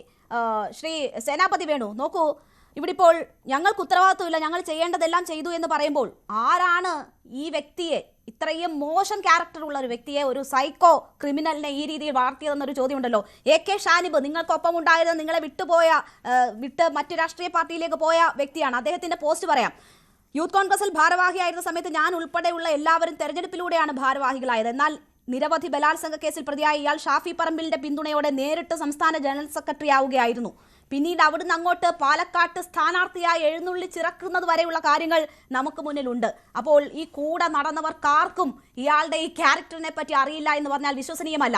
പാലക്കാടിന് ഭാവിയുടെ വാഗ്ദാനം നിങ്ങൾക്കൊരിക്കലും ഖേദിക്കേണ്ടി വരില്ല എന്ന് പാലക്കാട് MP പറയുന്ന ദൃശ്യങ്ങൾ ഇപ്പോഴും സമൂഹ മാധ്യമങ്ങളിൽ ഉണ്ട്. ഒരു മാധ്യമത്തിനോട് പ്രതികരിച്ചത് അങ്ങനെ മറ്റ് മെറിറ്റുകൾ അട്ടിമറിച്ചുകൊണ്ട് സ്ഥാനങ്ങൾ നൽകിക്കൊണ്ടാണ് രാഹുൽ മാങ്കൂട്ടത്തിലിനെ നിങ്ങൾ വളർത്തിക്കൊണ്ടുവന്നത്. അതിൽ താങ്കൾ ഉൾപ്പെടെയുള്ളവർ ഇപ്പോഴും പൂർണ്ണമായും തെറ്റ് മനസ്സിലാക്കുന്നില്ല എന്നൊരു സാഹചര്യമുണ്ട്. വയനാട്ടിലെ ചൂരൽമല ദുരന്തം പോലും വിറ്റ് കാശാക്കിയിരിക്കുന്നു. അല്ലെങ്കിൽ അത് ഉപയോഗിച്ച് വരെ ഈ ചതി ചെയ്ത സ്ത്രീകളിൽ നിന്ന് വരെ പണപ്പിരിപ്പ് നടത്തിയിരിക്കുന്നവനെ ഇനിയും ഏതെങ്കിലും തരത്തിൽ ന്യായീകരിക്കാൻ കഴിയുമോ? അതിന് വഴിവെച്ചവർക്ക് കൂടി എതിരെ നടപടി വേണ്ടേ?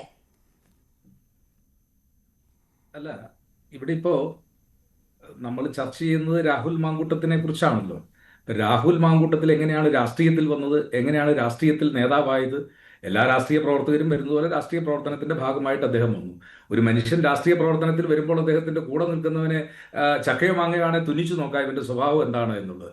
ഞാൻ ശ്രീ സുരേഷ് വ്യക്തതയില്ലാതെ ഇത്തരം സർട്ടിഫിക്കറ്റ് കൊടുക്കാനും മെറിറ്റ് അട്ടിമറിച്ച് നിയമനം നടത്താനും ഒക്കെയുള്ള വകുപ്പ് കോൺഗ്രസിലുണ്ടോ? അല്ല, അതിപ്പോ ഷാനീബ് പറഞ്ഞല്ലേ, ഷാനീബിനും ഇതേ മാർഗമൊക്കെ വേണമെങ്കിൽ ഉപയോഗിക്കാമായിരുന്നല്ലോ. ഈ മെറിറ്റൊക്കെ അട്ടിമറിക്കാനുള്ള വഴിയുണ്ടായെങ്കിൽ മെറിറ്റ് അട്ടിമറിച്ചുകൊണ്ടൊക്കെ അദ്ദേഹത്തിന് നേതാവാകാമല്ലോ. അപ്പൊ പാർട്ടിയിൽ നിന്ന് പുറത്തു പോയി കഴിയുമ്പോഴത്തേക്കും ആളുകൾക്ക് മെറിറ്റ് അട്ടിമറിക്കപ്പെട്ടു ഇല്ലെങ്കിൽ ഇതൊക്കെ ആണ്. ഞാൻ സുരേഷ് പറഞ്ഞ കാര്യത്തിൽ വളരെ കൗതുകത്തോടെ സുരേഷിലേക്ക് പോകുന്നതിന് മുമ്പ് എനിക്ക് ചോദ്യമുണ്ട് ശ്രീ സേനാപതി വേണു. അപ്പോ നിങ്ങളുടെ ഉത്തരവാദിത്തം കഴിഞ്ഞു എന്നതാണല്ലോ പറയുന്നത്. ഈ പരാതിയിൽ ഉൾപ്പെടെ പറയുന്ന ഒരു വ്യക്തി ഫെനി നൈനാൻ എന്നൊരു വ്യക്തിയെ താങ്കൾക്ക് അറിയുമോ? ഫെനി നൈനാനെ എനിക്കറിയില്ല. ഫെനി നൈനാനെ എനിക്കറിയത്തില്ല. ഫെനി നൈനാനുമായിട്ട് വ്യക്തിപരമായി എനിക്ക് പരിചയവുമില്ല. അടൂർ നഗരസഭയിലെ പോത്ത് 8ാം വാർഡിൽ UDF സ്ഥാനാർത്ഥിയായിരുന്നു അയാൾ. നാട്ടുകാരുടെ ബുദ്ധി കൊണ്ട് പരാജയപ്പെടുത്തിയിട്ടുണ്ട്. അറിയോ ഫെനി നൈനാനെ? ഈ പരാതിയിൽ പരാമർശിച്ച കാര്യം താങ്കൾക്കറിയാമോ? അല്ല, ഞാൻ പറഞ്ഞല്ലോ 10-20,000-ഓളം വാർഡുകളിൽ നടന്ന തെരഞ്ഞെടുപ്പിൽ ആരൊക്കെ എവിടെയൊക്കെ തെരഞ്ഞെടുപ്പിൽ മത്സരിച്ചു.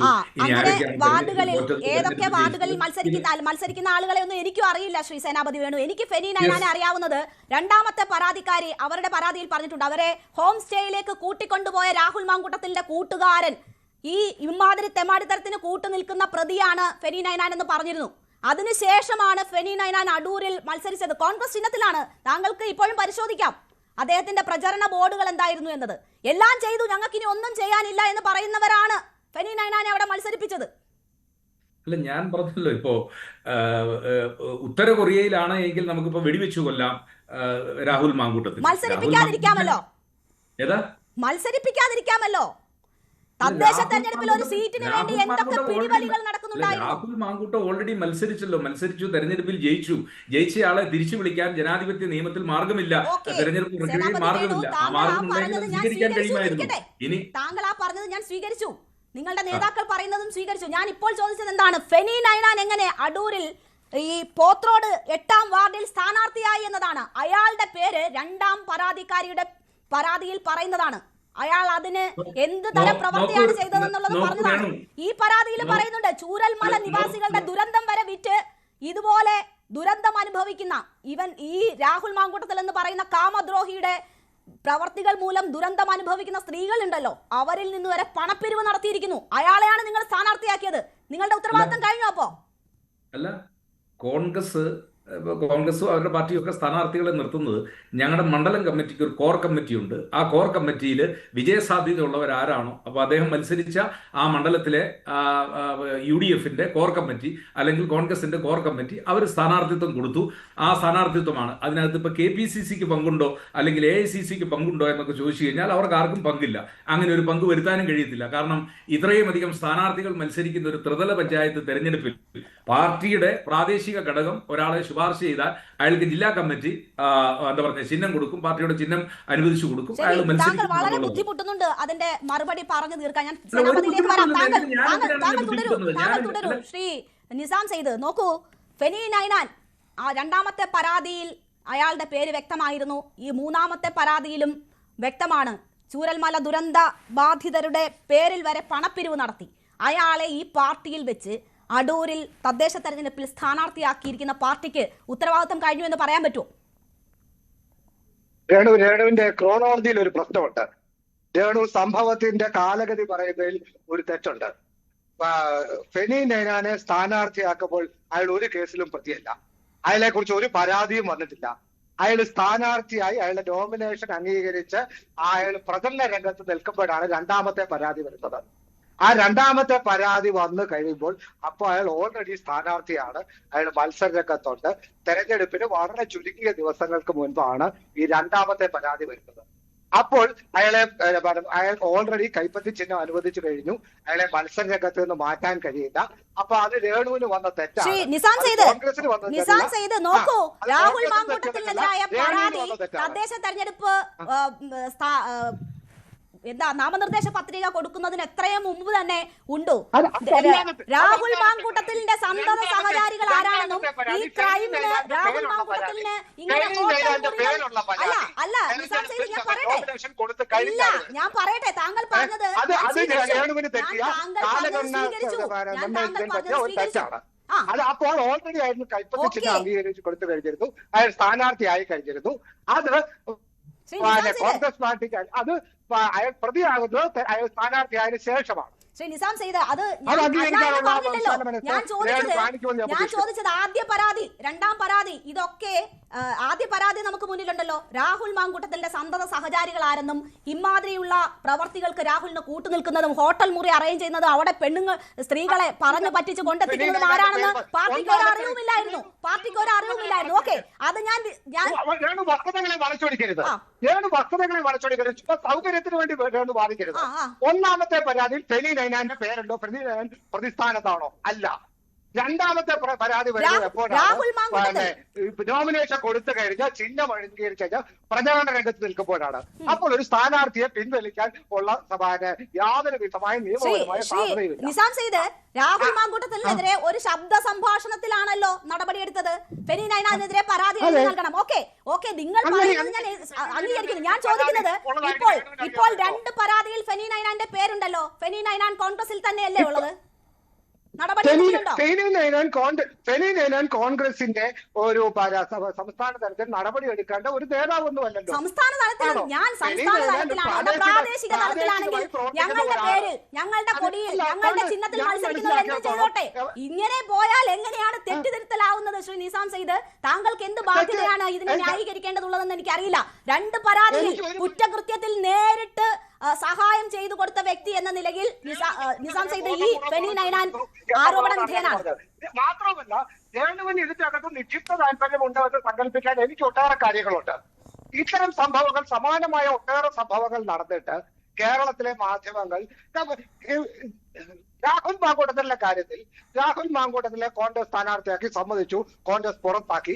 ഇപ്പോൾ രാഹുൽ മാങ്കൂട്ടത്തിന്റെ അധികാരത്തിന്റെയോ ഏതെങ്കിലും സംഘടനയുടെയോ എന്തെങ്കിലും പിന്തുണയുണ്ടോ? ഞാൻ രാഹുൽ മാങ്കൂട്ടത്തിന്റെ കാര്യമല്ലല്ലോ ഇപ്പൊ ചോദിച്ചത്, ഇപ്പോൾ ഫെനി നൈനാന്റെ കാര്യമാണ് ചോദിച്ചത്. ഫെനി നൈനാൻ എന്ന് പറയുന്ന ഈ കുറ്റകൃത്യത്തിന് ഇത്രമാത്രം നാണം കെട്ട കൂട്ടുനിന്ന ഫെനി നൈനാൻ ഇപ്പോഴും കോൺഗ്രസിന്റെ ഭാഗമാണല്ലോ. പ്രാദേശിക തലത്തിലായാലും സംസ്ഥാന തലത്തിലായാലും ഏത് തലത്തിലായാലും അതിന്റെ ഭാഗമാണല്ലോ. രാഹുൽ മാങ്കൂട്ടത്തിൽ എന്ന വ്യക്തിയുടെ സ്വാധീനത്താലായിരിക്കും അവിടെ സ്ഥാനാർത്ഥിത്വം ഉൾപ്പെടെ ലഭിച്ചത്. അക്കാര്യത്തിൽ ആർക്കും സംശയമില്ലല്ലോ. പ്രതിയായിരുന്നോ? അപ്പോൾ പ്രതിയായിരുന്നോ? അതിനെ കുറിച്ച് എന്തെങ്കിലും ഒരു ആക്ഷേപം രേണു അവിടെ പോയി റിപ്പോർട്ട് ചെയ്ത ആളാണോ? എന്തെങ്കിലും ഒരു ആക്ഷേപം രേണുവിന് അറിയാമായിരുന്നോ? കേരളത്തിലെ ഏതെങ്കിലും ഒരു മാധ്യമപ്രവർത്തകൻ ഇയാളുടെ സന്തത സഹചാരിയാണ് എന്ന് എനിക്കറിഞ്ഞില്ലെങ്കിലും അറിയേണ്ട ആളുകൾ നിങ്ങളൊക്കെ തന്നെയല്ലേ അറിയേണ്ടത്. പാർട്ടി വിവരം ശേഖരിച്ച് വ്യക്തത വരുത്തിയാണല്ലോ നടപടിയെടുത്തത്. അപ്പോൾ ഇതിനൊക്കെ സഹായം ചെയ്യുന്നത് ആരാണെന്ന് പാർട്ടി അന്വേഷിച്ചില്ലേ? രാഹുൽ മാങ്കൂട്ടത്തിനെതിരെ നടപടിയെടുത്ത് ഞങ്ങൾ ഇനി ഒരു തരത്തിലും ചുമക്കാൻ പറ്റില്ല എന്നായപ്പോൾ നടപടിയെടുത്തു എന്നതിനപ്പുറം വേറെ ഒരു കാര്യത്തിലേക്കും നടപടി എത്തിയോ എന്ന് ചോദിക്കുമ്പോൾ ഇതാണ് ന്യായം. ഇപ്പോഴും ചുമക്കുന്നില്ലേ? പി.ടി. കുഞ്ഞു മുഹമ്മദിനെതിരെ ഒരു പരാതി വന്നിട്ട് 8 ദിവസം മുഖ്യമന്ത്രിയുടെ ഓഫീസിൽ അത് കാത്തു സൂക്ഷിച്ചു. ശരി, മുഖ്യമന്ത്രിയുടെ ഓഫീസിൽ കാത്തു സുരേഷ് കുമാറിനോട് പറയേണ്ട കാര്യമാണ്. ശ്രീ സുരേഷ് കുമാർ, നോക്കൂ, ഈ കോൺഗ്രസിനെ ഈ വിഷയത്തിൽ നമ്മൾ കുറ്റം പറയുമ്പോൾ അവർക്ക് ചോദിക്കാൻ ഇത്തരം നിരവധി സംഭവങ്ങളുണ്ട്. എന്തുകൊണ്ട് മുഖ്യമന്ത്രിയുടെ ഓഫീസിൽ ആ പരാതി ദിവസങ്ങളോളം ഇരുന്നു എന്നതുൾപ്പെടെ. വേറൊരു കാര്യം അറിയാമോ? ഒരു പോലീസ് ഓഫീസർ തന്റെ ഓഫീസിൽ വന്ന് ഒരു സ്ത്രീയെ ലൈംഗികമായി പീഡിപ്പിച്ചു. അതിന്റെ പേരിൽ കൂടെ ഉണ്ടായിരുന്ന ഒരു പോലീസ് ഉദ്യോഗസ്ഥൻ ആത്മഹത്യ ചെയ്തു. ഇന്നേ വരെ ആ പോലീസ് ഉദ്യോഗസ്ഥനെതിരെ ഒരു FIR ഇട്ടിട്ടില്ല, കേസെടുത്തിട്ടില്ല, അയാളെ അറസ്റ്റ് ചെയ്തിട്ടില്ല. കാരണം അയാൾ പോലീസ് ഉദ്യോഗസ്ഥ CPM-ന്റെ നേതൃത്വത്തിലുള്ള പോലീസ് ഉദ്യോഗസ്ഥ സംഘടനയുടെ നേതാവാണ്. അയാൾക്കെതിരെ ഇതേവരെ ഒരു FIR ഇട്ടിട്ടില്ല. അല്ല, സംസാരിക്കാൻ അനുവദിച്ചാലല്ലേ പറയാൻ പറ്റും. ഇതിനകത്തൊരു പ്രധാനപ്പെട്ട പ്രശ്നം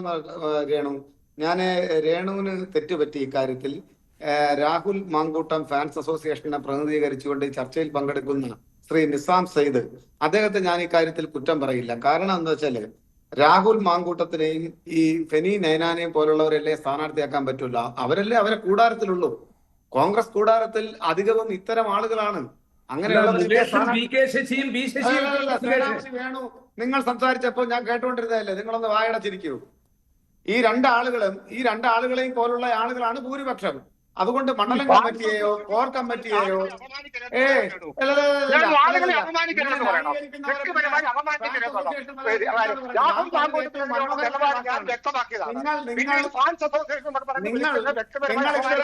ഇത്തരം നരാധവന്മാരെ ന്യായീകരിക്കാൻ ഒട്ടും മടി കാണിക്കാതെ ഇവിടെ വന്നിരുന്ന വാചകം നിങ്ങൾ ഫാൻസ് അസോസിയേഷനെ പ്രതിനിധീകരിച്ചുകൊണ്ടാണ് ചർച്ചയിൽ പങ്കെടുക്കുന്നതെന്ന് എനിക്ക് അസന്നിഗ്ധമായി പറയേണ്ടി വരും.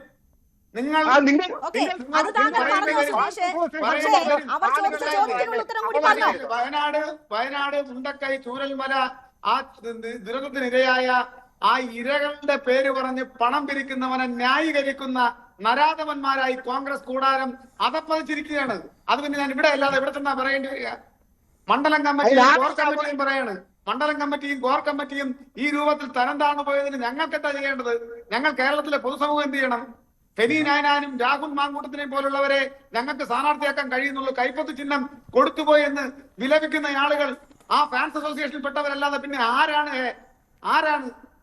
ഞങ്ങൾ കൈപ്പത്ത് ചിഹ്നം കൊടുത്തുപോയി, തിരിച്ചെടുക്കാനാവാത്ത വിധം ഞങ്ങൾ കൈപ്പത്ത് ചിഹ്നം കൊടുത്തുപോയി എന്ന് വിലപിക്കുന്ന ആളുകൾ ഫാൻസ് അസോസിയേഷനെ പ്രതിനിധീകരിച്ചാണ് ഈ ചർച്ചയിൽ പങ്കെടുത്തത് എന്ന് പറയുന്നത് എന്റെ ഏറ്റവും മനോഹരമായ വാക്കാണ്, എന്റെ ഏറ്റവും മനോഹരമായ വാക്യമാണ്. മനസ്സിലായില്ലേ? നിങ്ങൾക്കൊരു ശതമാനം ഇതൊക്കെ തള്ളി പറയാൻ കഴിയുന്നില്ല എങ്കിൽ നിങ്ങൾ അകപ്പെട്ടിരിക്കുന്ന ദൂഷിത വലയം എത്രമാത്രം ആപൽക്കരമാണ്, എത്രമാത്രം പൈശാചികമാണ് എന്ന് നിങ്ങളൊന്ന് പിന്തിരിഞ്ഞ് ചിന്തിക്കാൻ നിങ്ങൾ കഴിഞ്ഞിട്ടുണ്ടോ? കഴിയില്ല.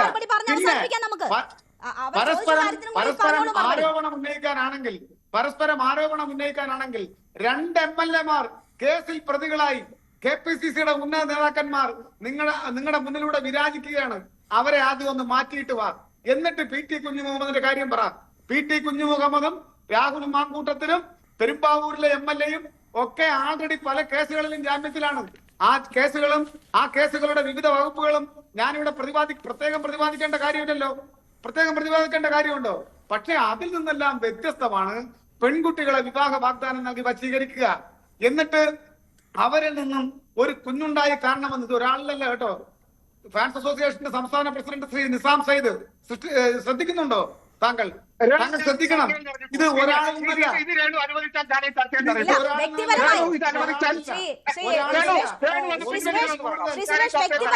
വ്യക്തിപരമായി താങ്കൾ ആക്ഷേപിക്കണ്ട.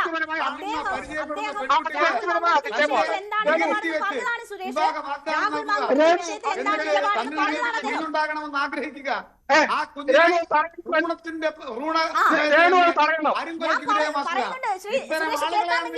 അദ്ദേഹം രാഹുൽ ആദ്യം പറഞ്ഞു കഴിഞ്ഞു. അത് ശ്രദ്ധിച്ചിട്ടുണ്ടാവുമല്ലോ.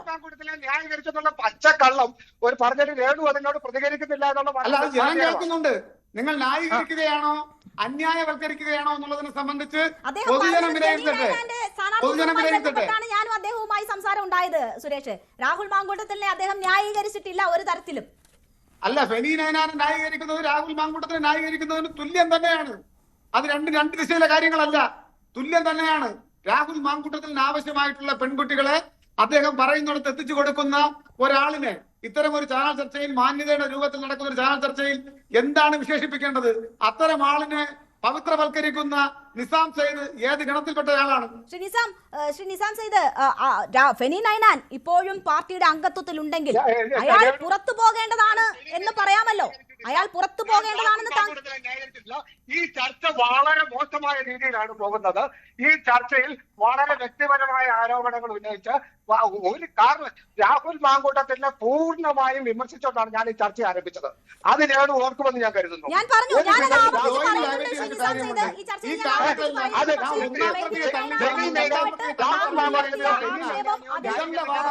എനിക്കില്ല.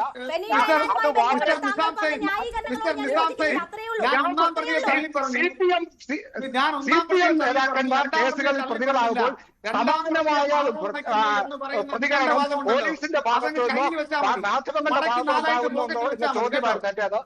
കേട്ടോ, ഞാൻ 1-ാം പ്രതിയെ തള്ളി പറഞ്ഞു, 2-ാം പ്രതിയെ ഞാൻ മാറുണയ്ക്കുന്നു എന്ന് പറയുന്ന വിദണ്ഡവാദമുണ്ടല്ലോ, അത് നിങ്ങൾ മടക്കി അങ്ങ് 4ആയിട്ട് പോക്കറ്റിൽ വെച്ചാൽ മതി. കോൺഗ്രസിന്റെ വേദിയിൽ പറഞ്ഞാൽ മതി. ഇത്തരം ഒരു വേദിയിൽ പറയുമ്പോൾ മറുപടി കിട്ടും എന്നുകൂടെ നിങ്ങൾ മനസ്സിലായിട്ടുള്ളത്. നമുക്ക് PDT ആചാരി കൂടി ടെലിഫോൺ ലൈനിൽ ചേരുകയാണ്. ശ്രീ PDT ആചാരി, നോക്കൂ, പാലക്കാട്ടെ രാഹുൽ മാങ്കൂട്ടത്തിന്റെ MLA സ്ഥാനം ഇനി ഇങ്ങനെ തുടരുന്നത് ആ ജനങ്ങൾക്ക് തന്നെ നാണക്കേടാണ് എന്നൊരു സാഹചര്യം എത്തി നിൽക്കുകയാണ്. ആ ഘട്ടത്തിലാണ് സ്പീക്കർ ഉൾപ്പെടെയുള്ളവർ അക്കാര്യത്തിൽ എന്ത് ചെയ്യാൻ പറ്റും എന്ന പരിശോധനകൾ ആരംഭിച്ചിരിക്കുന്നത്. ഒരു MLA ജയിപ്പിച്ച് വിട്ട് കഴിഞ്ഞാൽ അയാൾ രാജിവെച്ചില്ലെങ്കിൽ ആ രാഷ്ട്രീയ പാർട്ടിക്ക് ഒന്നും ചെയ്യാൻ പറ്റില്ല എന്ന് പറയുന്നു, ആ ജനങ്ങൾക്കും ഒന്നും ചെയ്യാൻ പറ്റില്ല എന്ന് പറയുന്ന ഒരു സാഹചര്യത്തെ താങ്കൾ എങ്ങനെയാണ് നോക്കിക്കാണുന്നത്? എന്താണ് അതിന്റെ സാധ്യതകൾ? രാഹുൽ മാങ്കൂട്ടത്തിൽ എതിരായിട്ട് റേപ്പ് കേസ് വന്ന ഒരു സാഹചര്യത്തില് അദ്ദേഹത്തിനെ അസംബ്ലിയിൽ നിന്ന് നീക്കാൻ അസംബ്ലിക്ക് കഴിയണമല്ലോ. അസംബ്ലിക്ക് അതിന് അധികാരമുണ്ട്.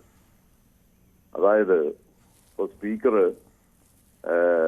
പ്രിവിലേജസ് ആൻഡ് എത്തിക്സ് കമ്മിറ്റിക്ക് ഈ ഇഷ്യൂ വിടുകയും ആ കമ്മിറ്റി അത് എക്സാമിൻ ചെയ്തിട്ട് അതിന്റെ റിപ്പോർട്ട് സഭയ്ക്ക് സമർപ്പിക്കുകയും ചെയ്തു. സഭ അതിന്റെ മേൽ ആക്ഷൻ എടുത്താൽ ഈ മെമ്പർ ഔട്ടാണ്. അതാണ് സഭയ്ക്ക് ചെയ്യാൻ പറ്റുന്ന ഒരു കാര്യം. കാരണം സഭയുടെ അന്തസ്സിന് കളങ്കം വരുത്തുന്ന രീതിയിൽ പ്രവർത്തിച്ചു എന്നുള്ള ആ അടിസ്ഥാനത്തിൽ ഈ മെമ്പർക്കെതിരായിട്ട് മോഷൻ കൊണ്ടുവന്ന് അത് പാസ്സാക്കിയെടുക്കാം. എടുത്തു കഴിഞ്ഞാൽ മോഷൻ പാസ്സാക്കിയാൽ മെമ്പർ അസംബ്ലിക്ക് വെളിയിലായി, അതായത് മെമ്പർഷിപ്പ് നഷ്ടപ്പെടും. ഭൂരിപക്ഷം ഉണ്ടായാൽ മാത്രം മതി അല്ലേ? ഭൂരിപക്ഷം ഉണ്ടായാൽ മാത്രം. അതെ അതെ, ഭൂരിപക്ഷം അനുസരിച്ച് ആ പ്രമേയം പാസ്സാക്കിയാൽ പിന്നെ മെമ്പറുടെ സ്ഥാനം നഷ്ടപ്പെട്ടു കഴിഞ്ഞു. അതാണ് ചെയ്യാൻ പറ്റുന്നത് ഇങ്ങനെയുള്ള സാഹചര്യം. ശരി ശരി ശരി ഓക്കെ, അതിനുള്ള സാധ്യതയുണ്ട് എന്നതാണ് അദ്ദേഹം സൂചിപ്പിക്കുന്നത്. വളരെ നന്ദി ശ്രീ PDT ആചാരി ഈ അവസരത്തിൽ ഞങ്ങളോട് സഹകരിച്ചതിന്. മോഷൻ കൊണ്ടുവന്ന് ഭൂരിപക്ഷത്തിൽ അത് പാസ്സാക്കിയാൽ രാഹുൽ മാങ്കൂട്ടത്തിലിനെ പൂ പോലെ സഭയ്ക്ക് വെളിയിലേക്ക് എടുത്ത് കളയാനുള്ള സാധ്യതയുണ്ട്. അത് പ്രയോജനപ്പെടുത്തുമോ എന്നതാണ് നമുക്ക് അറിയേണ്ടത്. ഈ ഘട്ടത്തിൽ രാഹുൽ ഈശ്വർ കൂടി നമുക്കൊപ്പം ചേരുകയാണ്. ശ്രീ രാഹുൽ ഈശ്വർ, ഇനിയെങ്കിലും ഈ ന്യായീകരണ പരിപാടി നിർത്തുവോ? രാഹുലിന് വേണ്ടിയുള്ള പരിപാടി? രേണുകാജി, 2 പോയിന്റ്. നമ്മുടെ നിയമ സംവിധാനത്തിന്റെയും ലോക നിയമ സംവിധാനത്തിന്റെയും അടിസ്ഥാനം പ്രിസംപ്ഷൻ ഓഫ് ഇന്നസെൻസ് എന്നൊരു കാര്യമാണ്. അതായത് A person is Innocent until proved guilty. ഒരു വ്യക്തി കുറ്റക്കാരനാണെന്ന് കോടതി കണ്ടെത്തുന്നത് വരെ ആ വ്യക്തി നിരപരാധിയാണെന്നുള്ളതാണ് ഇന്ത്യൻ നിയമത്തിന്റെയും ലോക നിയമത്തിന്റെയും അടിസ്ഥാനം. അതുകൊണ്ട് നമ്മൾ എന്താ ചെയ്യേണ്ടത്? 2 ദിവസം വെയിറ്റ് ചെയ്താൽ മതി. കോടതിയുടെ ഒബ്സർവേഷൻസ് അടക്കമുള്ള കാര്യങ്ങൾ നമുക്ക് വരും. ഇനി അതിലൊരു തീരുമാനമാകുന്നത് വരെ മിണ്ടാതിരിക്കാം, ഈ വിഷയത്തിൽ അനുകൂലിക്കേണ്ടെന്നൊരു തീരുമാനം എടുക്കാമല്ലോ. അല്ല, ഞാനൊരു പോയിന്റ് പറഞ്ഞോട്ടെ. അതുകൊണ്ട് നമ്മൾ ചെയ്യേണ്ട എന്താ? കോടതിയുടെ നിരീക്ഷണങ്ങൾ വരുന്നത് വരെ വെയിറ്റ് ചെയ്തൂടെ? ആത്യന്തികമായ വിധിയൊന്നും വരണ്ട. കോടതിയുടെ പ്രാഥമിക നിരീക്ഷണങ്ങൾ എന്താണ്? ഉദാഹരണം, കഴിഞ്ഞ 2 കേസുകളിൽ, വിശേഷ 2ാമത്തെ കേസിൽ കോടതി പരാതിക്കുമേൽ സംശയം പ്രകടിപ്പിച്ചു. രാഹുൽ ഈശ്വറിന്റെ അഭിപ്രായമല്ല, കോടതിയുടെ അഭിപ്രായമാണ്. ആദ്യത്തെ പരാതിയിൽ കോടതി പറഞ്ഞു, ലഭ്യമായ വിവരങ്ങൾ പ്രകാരം പീഡനമെന്ന ആരോപണം ഇപ്പോൾ നിലനിൽക്കില്ല. ഇത് രണ്ടുമാണ്. ഓർക്കുക, രാഹുൽ മാങ്കൂട്ടത്തിൽ ആദ്യ കേസിൽ ജാമ്യം നിഷേധിച്ച വനിതാ ജഡ്ജിയുടെ വിധിയാണ്. രാഹുൽ മാങ്കൂട്ടത്തലിന്റെ ജാമ്യം നിഷേധിച്ചു, നിർബന്ധിത ഗർഭചിത്രം നിലനിൽക്കുമെന്ന് പറഞ്ഞു. എന്നാൽ കോടതി പറഞ്ഞു പീഡനാരോപണം ഈ അവസരത്തിൽ രാഹുൽ ഇത് ന്യായീകരിക്കാൻ തന്നെയാണോ തീരുമാനം? ഒറ്റ വാക്കിൽ പറഞ്ഞാൽ മതി. രാഹുൽ മാങ്കൂട്ടത്തിൽ എന്ന വ്യക്തിക്ക് വേണ്ടി രാഹുൽ ഈശ്വർ വാദിക്കാൻ തന്നെയാണ് തീരുമാനം അല്ലേ? ഇത് സത്യം പറയുകയല്ല. അല്ല, രാഹുൽ ഈ പറഞ്ഞ ന്യായീകരണം വെച്ചിട്ടാണെങ്കിൽ കോടതി ഇനി ഒരു തീരുമാനമാകുന്നത് വരെ ഞാൻ ന്യായീകരിക്കുന്നില്ല. കാരണം 3 പരാതി വന്നല്ലോ, അതുകൊണ്ട് ന്യായീകരിക്കുന്നില്ല എന്ന് വെക്കാം.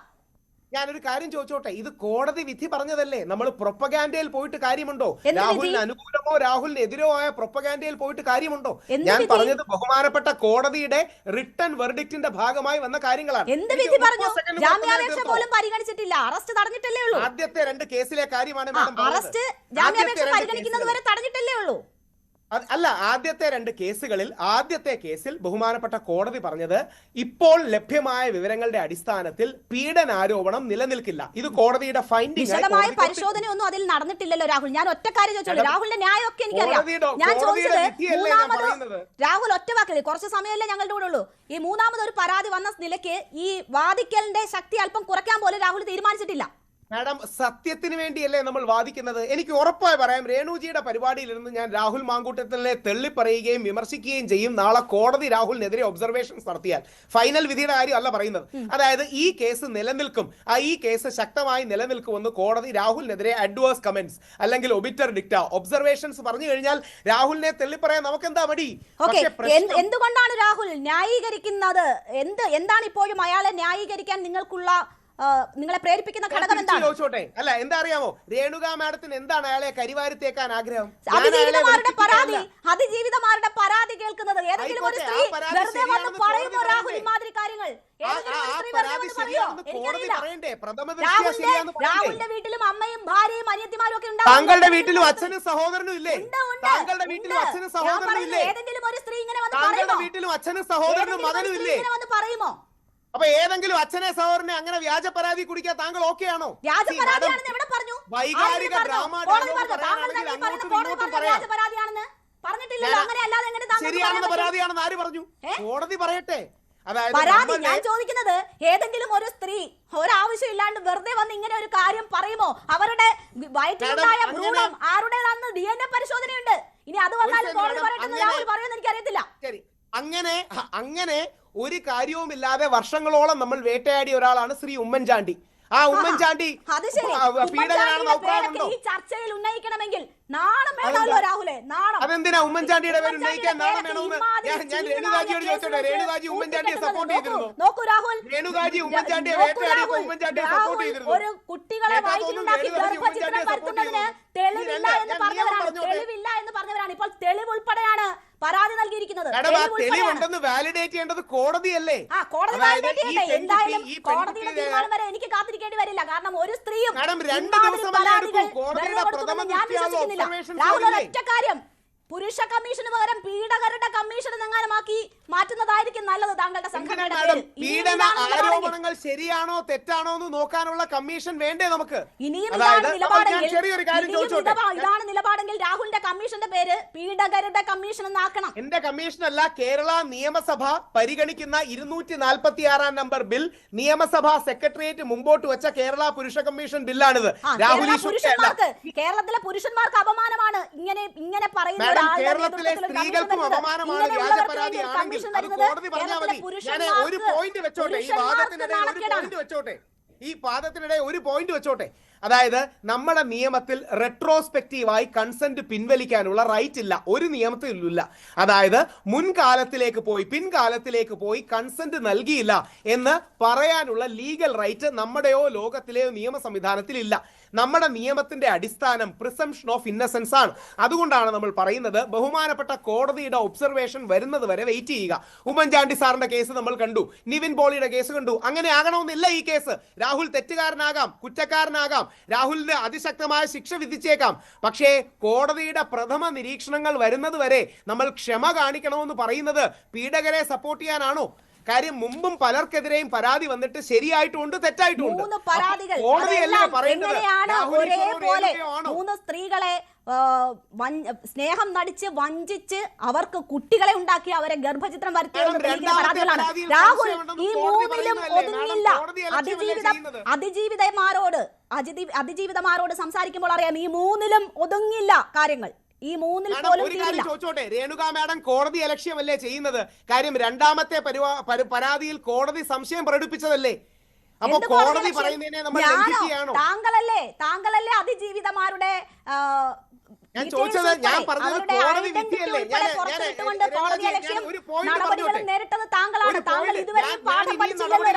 കാര്യം പുരുഷന്മാരെ അങ്ങനെ പറയാൻ ആരുമില്ല. അതൊരു പോരാട്ടമാണ് മെൻസ് കമ്മീഷൻ, അത് വരികയും ചെയ്യും. പോട്ടെ, ഒറ്റ കാര്യമേ ഉള്ളൂ, നാളെ കോടതി പറഞ്ഞാലെങ്കിലും നമ്മൾ ബഹുമാനിക്കണ്ടേ? രേണുകാജിയും ഞാനും തമ്മിൽ ദിലീപിന്റെ കാര്യത്തിൽ എന്തുമാത്രം പോരാട്ടം ഉണ്ടായി. അവസാനം ഞാൻ പറഞ്ഞതല്ലേ ശരിയായത്? ശ്രീ ദിലീപിന്റെ കാര്യത്തിൽ അടക്കം പല കാര്യങ്ങളും ഞാൻ പറയുന്നത് ശരിയാകുന്നത് ഞാൻ ഒരു വരി പറയട്ടെ. എത്ര ചർച്ച ചെയ്തതാണ് രാഹുൽ? ഞാൻ പറഞ്ഞത് താങ്കൾ എത്ര ദിവസം രാഹുൽ മാങ്കൂട്ടത്തിൽ രാഹുൽ മാങ്കൂട്ടത്തിൽ ചായ ഊതി ഊതി കുടിച്ച് മാധ്യമങ്ങൾക്ക് മുന്നിൽ നിന്നപ്പോൾ താങ്കൾ അകത്തായിരുന്നില്ലേ? താങ്കൾക്ക് നന്നാവാനുള്ള സമയം കിട്ടിയതാണ്. നന്മയ്ക്ക് വേണ്ടി പോരാടി ജയിലിൽ പോകുന്നത് എനിക്ക് അഭിമാനമാണ്. സത്യത്തിന് വേണ്ടി പോരാടി പോകുന്നതിൽ അഭിമാനമാണ്. ഇനിയും കിടക്കാൻ റെഡിയാണ്. ഒരു വരി പറഞ്ഞോട്ടെ, ഒരു വാദം തീർത്തോട്ടെ, ഒരു പോയിന്റ് സബ്മിറ്റ് ചെയ്തോട്ടെ, ഒരു പോയിന്റ്. അതായത് ദിലീപിന്റെ കേസിൽ 99% മാധ്യമങ്ങളും മറുവശത്തും രാഹുൽ ഈശ്വർ ഇപ്പുറത്തെ വശത്തുമായിരുന്നു. രാഹുൽ ഈശ്വറാണ് ജയിച്ചതെന്ന് വിനയപുരസരം ഓർമ്മിപ്പിക്കാൻ ആഗ്രഹിക്കുകയാണ്. ഇപ്പോൾ ആ വനിതാ ജഡ്ജിയെ പോലും നിങ്ങൾ മാധ്യമങ്ങളിൽ ചിലർ ആക്രമിച്ചുകൊണ്ടിരിക്കുന്നത് നിങ്ങൾക്ക് പറ്റിയ ജാള്യത മറയ്ക്കാനാണ് എന്ന് മറക്കണ്ട. രാഹുൽ എന്താണ് പൊതുസമൂഹത്തിന് നല്ല ബോധ്യമുണ്ട്. എന്തായാലും കോടതിക്ക് മുന്നേ ഏത് പൊതുസമൂഹത്തിനാണ് മാഡം? പൊതുസമൂഹത്തിന് നല്ല ബോധ്യമുണ്ട് രാഹുൽ. എന്റെ സമയം അവസാനിക്കുന്നതുകൊണ്ടാണ് എന്തായാലും അകത്ത് കിടന്നിട്ട് വന്ന രാഹുലിന് എന്തെങ്കിലും മാറ്റം ഉണ്ടാവുമെന്ന് അറിയണമായിരുന്നു. അവസാനമായി വനിപ്രസാദ് 30 സെക്കൻഡ് മാത്രമേ ഉള്ളൂ. ഇനിയും പ്രക്ഷോഭം തുടരും എന്നതാണോ നമ്മൾ മനസ്സിലാക്കേണ്ടത്? ഞങ്ങളുടെ യുവമോർച്ചയുടെ നേതൃത്വത്തിൽ ഇന്ന് ശക്തമായ പ്രക്ഷോഭങ്ങളാണ് ഇന്ന് പത്തനംതിട്ടയിലെല്ലാം കണ്ടത്. ഞങ്ങളുടെ BJPയുടെ ജില്ലാ സെക്രട്ടറിയുടെ കാലിന് നേരെയാണ് പോലീസ് ജീപ്പ് കയറ്റി പരിക്കുണ്ടാക്കിയിരിക്കുന്നത്. ഒടിയുന്ന സാഹചര്യം ഉണ്ടായിട്ടുണ്ട്. രണ്ടിവിടെ സൂചിപ്പിച്ചതുപോലെ രാഹുൽ മാങ്കൂട്ടം ഫാൻസ് അസോസിയേഷന് എല്ലാ തരത്തിലുമുള്ള ഒത്താശയും ചെയ്തു കൊടുക്കുന്നവരാണ് CPM എന്നുള്ളതിൽ ഒരു സംശയമില്ല. CPMൻ്റെ പ്രതിനിധി അത് മറന്നുപോയതാണ്. നിങ്ങൾ ഇന്ത്യ സഖ്യമായി ഒരുമിച്ച് നിന്നുകൊണ്ട് ഈ നാടിനെ തകർക്കാനുള്ള പരിശ്രമം നടത്തുന്നു. രാഹുൽ മാങ്കൂട്ടത്തെ സംരക്ഷിക്കാനുള്ള പരിശ്രമം നടത്തിയത് ആര് എന്ന ചോദ്യത്തിന് ഉത്തരം അത് CPM എന്ന് പൊതുസമൂഹം മനസ്സിലാക്കുന്ന സാഹചര്യം ഉണ്ടായിട്ടുണ്ട്. ശരി, എന്തായാലും റിനി ആൻഡ് ജോർജിനോട് അവസാനമായി റിനി, കോൺഗ്രസിന് ഇനി ഒന്നും ചെയ്യാനില്ല എന്നതാണ് കോൺഗ്രസിന്റെ ആളുകൾ പറയുന്നത്. താങ്കൾ കോൺഗ്രസുകാരുമായൊക്കെ അടുത്ത ബന്ധം പുലർത്തുന്നവരാണല്ലോ. എന്താണ് താങ്കളുടെ അഭിപ്രായം? VD സതീശൻ ഉൾപ്പെടെയുള്ളവരെന്ന് പറഞ്ഞു ഞങ്ങളെല്ലാം ചെയ്യേണ്ടതൊക്കെ ചെയ്തു എന്നതാണ്. എങ്ങനെ നോക്കിക്കാണുന്നു? അവരുടെ ഉത്തരവാദിത്തം കഴിഞ്ഞോ?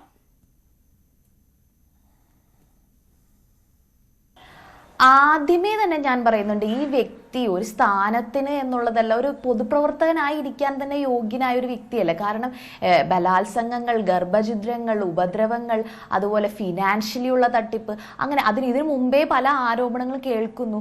അപ്പോൾ തീർച്ചയായിട്ടും ഈ ഒരു രീതിയിൽ വരേണ്ട ഒരു ഇതിൽ നിന്ന് മാറണം, അല്ലെങ്കിൽ ഈ സ്ഥാനങ്ങളിൽ നിന്ന് മാറണം എന്ന് തന്നെയാണ്. കാരണം ഒരു പേഴ്സണലി എന്തെങ്കിലും തരത്തിലുള്ള ധാർമ്മികത ഉണ്ടെങ്കിൽ അദ്ദേഹം ഇത്രയും ആരോപണങ്ങൾ വന്നപ്പോൾ ഇപ്പോഴും തെളിയിച്ചിട്ടില്ല എന്ന് പറയുമ്പോൾ പോലും ഇങ്ങനെ ആരോപണങ്ങൾ നേരിട്ട് ഒരു ജനപ്രതിനിധി മറ്റൊരു ജനപ്രതിനിധിക്കും ഇങ്ങനെ ആരോപണങ്ങൾ, ഇത്രയും വലിയ ആരോപണങ്ങൾ ഉണ്ടായിട്ടില്ല. അപ്പോൾ ഒരു പുകമറ സൃഷ്ടിച്ചുകൊണ്ട് ഒരു നാടിനെ തന്നെ ഇങ്ങനെ എന്താണ് താങ്കളുടെ MLA എന്തുകൊണ്ടാണ് ഇങ്ങനെ, ഇത് സത്യമാണോ എന്നൊക്കെ ആലോചിച്ച് ഒരു നാടിൻ്റെ തന്നെ അന്തസ് അല്ലെങ്കിൽ അവിടുത്തെ ജനങ്ങളുടെ അന്തസ്സിനെ തന്നെ ബാധിക്കുന്ന ഒരു കാര്യമായതുകൊണ്ട് മാറി നിൽക്കേണ്ടതാണ് എന്ന് തന്നെയാണ് ഞാൻ മനസ്സിലാക്കുന്നത്, ഞാൻ കരുതുന്നത്. പിന്നെ ഉത്തരവാദിത്തം കഴിഞ്ഞു എന്ന് പറയുമ്പോൾ തീർച്ചയായിട്ടും ആ പാർട്ടിയുടെ ടിക്കറ്റിലും ആ പാർട്ടിയുടെ ചിഹ്നത്തിലും മത്സരിച്ചു എന്ന നിലയിൽ പൂർണ്ണമായിട്ടും ഉത്തരവാദിത്വം കഴിഞ്ഞു എന്ന് ഞാൻ കരുതുന്നില്ല എന്നുള്ളതാണ്. ശരിയാണ്, കുറേ നടപടികളൊക്കെ സ്വീകരിച്ചിട്ടുണ്ട്, അത് വളരെ സ്വാഗതാർഹമായ നടപടി തന്നെയാണ്. പക്ഷേ അടുത്ത രീതിയിലേക്ക് പോകേണ്ട ഒരു ആവശ്യകതയുണ്ട്, അല്ലെങ്കിൽ ആ വ്യക്തി സ്വയം മാറി നിൽക്കേണ്ടതുണ്ട് ഈ ഒരു സാഹചര്യത്തിൽ എന്ന് തന്നെയാണ് ഞാൻ വിശ്വസിക്കുന്നത്. ഇനി ഇതെല്ലാം തെറ്റാണെങ്കിൽ അത് പ്രൂവ് ചെയ്തുകൊണ്ട് തിരിച്ചു വരേണ്ടതുണ്ട്. അല്ലാതെ ഇങ്ങനെ ഒരു പുകമറയിൽ നിൽക്കേണ്ട ഒരു അവസ്ഥ അത് കേരള ജനതയ്ക്ക്, കേരള സമൂഹത്തിന് നൽകുന്ന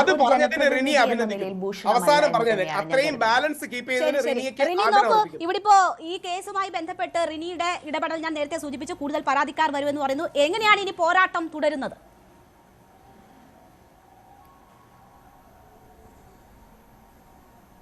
റിനി, ഞാൻ ഒരു ഘട്ടത്തിലും ഇങ്ങനെ ചെയ്യണം അങ്ങനെ ചെയ്യണം എന്ന് ആരോടും ആവശ്യപ്പെട്ടിട്ടില്ല. അങ്ങനെ ഒരു ആവശ്യപ്പെടാൻ ഞാൻ ഒരിക്കലും ഒരു മാധ്യമത്തിന്റെ മുന്നിലും നടത്തിയിട്ടില്ല. ഇപ്പോഴും ഞാൻ ആവശ്യപ്പെടുന്നില്ല. അതൊക്കെ സ്വന്തം ധാർമ്മിക ബോധത്തിൽ സ്വയം ചിന്തിക്കേണ്ട, അല്ലെങ്കിൽ ഇപ്പോൾ ആ പാർട്ടിയാണെങ്കിലും വ്യക്തിയാണെങ്കിലും ഒക്കെ സ്വയം ചിന്തിക്കേണ്ട ഒരു കാര്യമാണ്. അപ്പം ഞാനായിട്ട് ആവശ്യപ്പെടുന്നില്ല.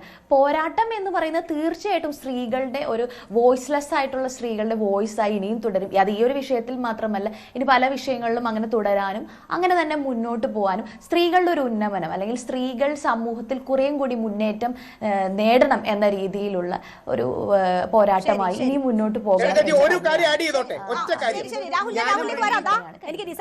ഒരു കാര്യം മാത്രം. റിനി പറഞ്ഞതിന്റെ പോസിറ്റീവാണ്. അതായത് ഞാനും റിനിയും പരസ്പരം കേസ് കൊടുത്തിട്ടുള്ളവരാണ്, അടികൂടുന്നവരാണ്. പക്ഷേ ഒരു സെൻസ് ഓഫ് ബാലൻസ്, ഒരു സന്തുലനം വെച്ച് റിനി പറഞ്ഞ ഈ അഭിപ്രായത്തെ സ്വീകരിക്കുന്നു. വേറൊന്നും കൊണ്ടല്ല, നമ്മളെല്ലാം അതിജീവിതമാർക്കൊപ്പമാണ്. നാളെ ഇത് തെറ്റാണെങ്കിൽ അത് ക്ലിയർ ചെയ്ത് തിരിച്ചു വരണമെന്ന് പറയുന്നതിൽ ഒരു ബാലൻസ് ഉണ്ട്, ഒരു നന്മയുണ്ട്, ഒരു സന്തുലനമുണ്ട്. അത് ആ സ്പിരിറ്റിൽ ഞാൻ തിരിച്ചു പറയുകയാണ്. രാഹുൽ മാങ്കൂട്ടത്തിൽ കുറ്റക്കാരനാണെന്ന് തെളിഞ്ഞാൽ ഇവിടെ ഇരുന്ന് രേണുകാജിയുടെ ഫ്രണ്ടിൽ ഇരുന്ന് രാഹുൽ മാങ്കൂട്ടത്തിനെ തെള്ളി പറയാൻ നമ്മൾ തയ്യാറാകും. ഞാൻ പറയുന്നത് രാഹുൽ, അതൊരു കോടതി ഉത്തരവാണ് താങ്കൾക്ക് വേണ്ടതെങ്കിൽ ഓക്കെ. അല്ല മാഡം, എങ്ങനെയാണ് ഈ പരാതികൾ മുന്നിലിരിക്കുമ്പോൾ, ഈ 3 പരാതികൾ മുന്നിലിരിക്കുമ്പോൾ അയാളെ ന്യായീകരിക്കാൻ പറ്റുന്നത്? താങ്കൾ ഈ പരാതികളും FIR-ഉം ഒക്കെ വായിക്കുന്ന വ്യക്തിയാണെന്ന് എനിക്കറിയാം. ആ FIR താങ്കൾ മനഃപൂർവ്വം തെറ്റിദ്ധരിപ്പിക്കരുതേ. കോടതി ഒബ്സർവേഷൻസ് എന്നല്ലേ പറഞ്ഞത്? 8 വർഷം കഴിഞ്ഞ് രാഹുലിന്റെ ഫൈനൽ വിധി വന്നിട്ടാണെന്നാണോ പറഞ്ഞത്?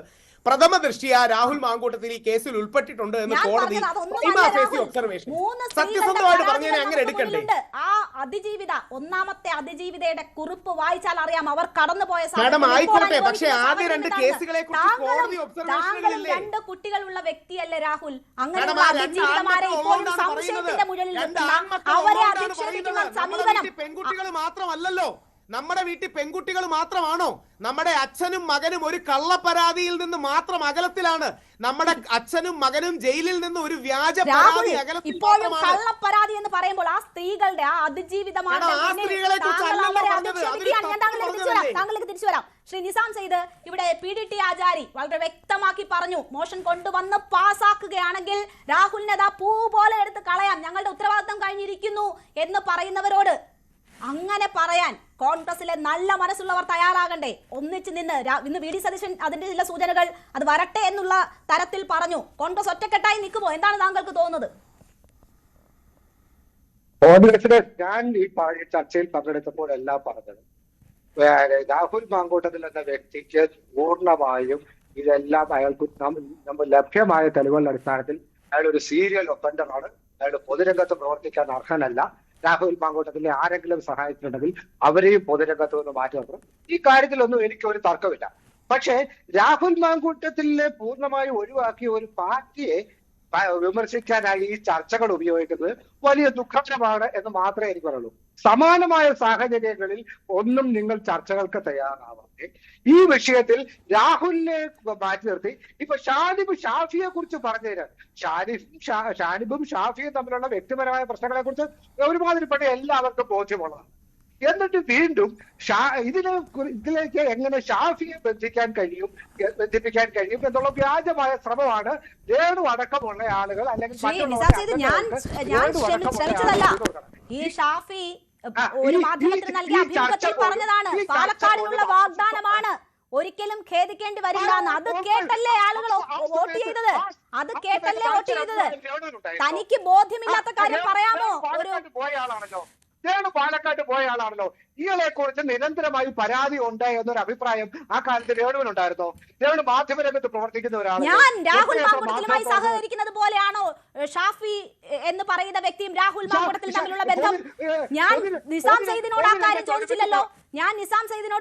സേനാപതി വേണുവിനോട് ചോദിച്ചില്ലല്ലോ. ഷാഫി പറമ്പിൽ എന്നൊരു വ്യക്തിയും രാഹുൽ മാങ്കൂട്ടത്തിലും തമ്മിലുള്ള ബന്ധം എന്താണെന്ന് അറിയാത്തവരാണോ കേരളത്തിലുള്ളവർ? താങ്കൾക്ക് അറിയാത്തയാണോ? ആ വ്യക്തിക്ക് അയാളുടെ ഇത്രയും എത്ര സമയമെടുത്താൽ ഒരു വ്യക്തിക്ക് ഇമാതിരി പരിപാടികൾക്ക് ഇത്രയും സമയം സ്പെൻഡ് ചെയ്യാൻ പറ്റുമെന്ന് എനിക്കറിയില്ല. ഇങ്ങനെ ഏത് നിമിഷവും ഏത് സമയത്തും സ്ത്രീകൾക്ക് അവൈലബിൾ ആയി അവരുടെ വയറ്റിൽ കുഞ്ഞുങ്ങളെ ഉണ്ടാക്കണമെന്ന് പറഞ്ഞുകൊണ്ടിരിക്കാൻ ഒരു ജനപ്രതിനിധിക്ക് എങ്ങനെ സമയം കിട്ടുന്നു എനിക്ക് അറിയില്ല.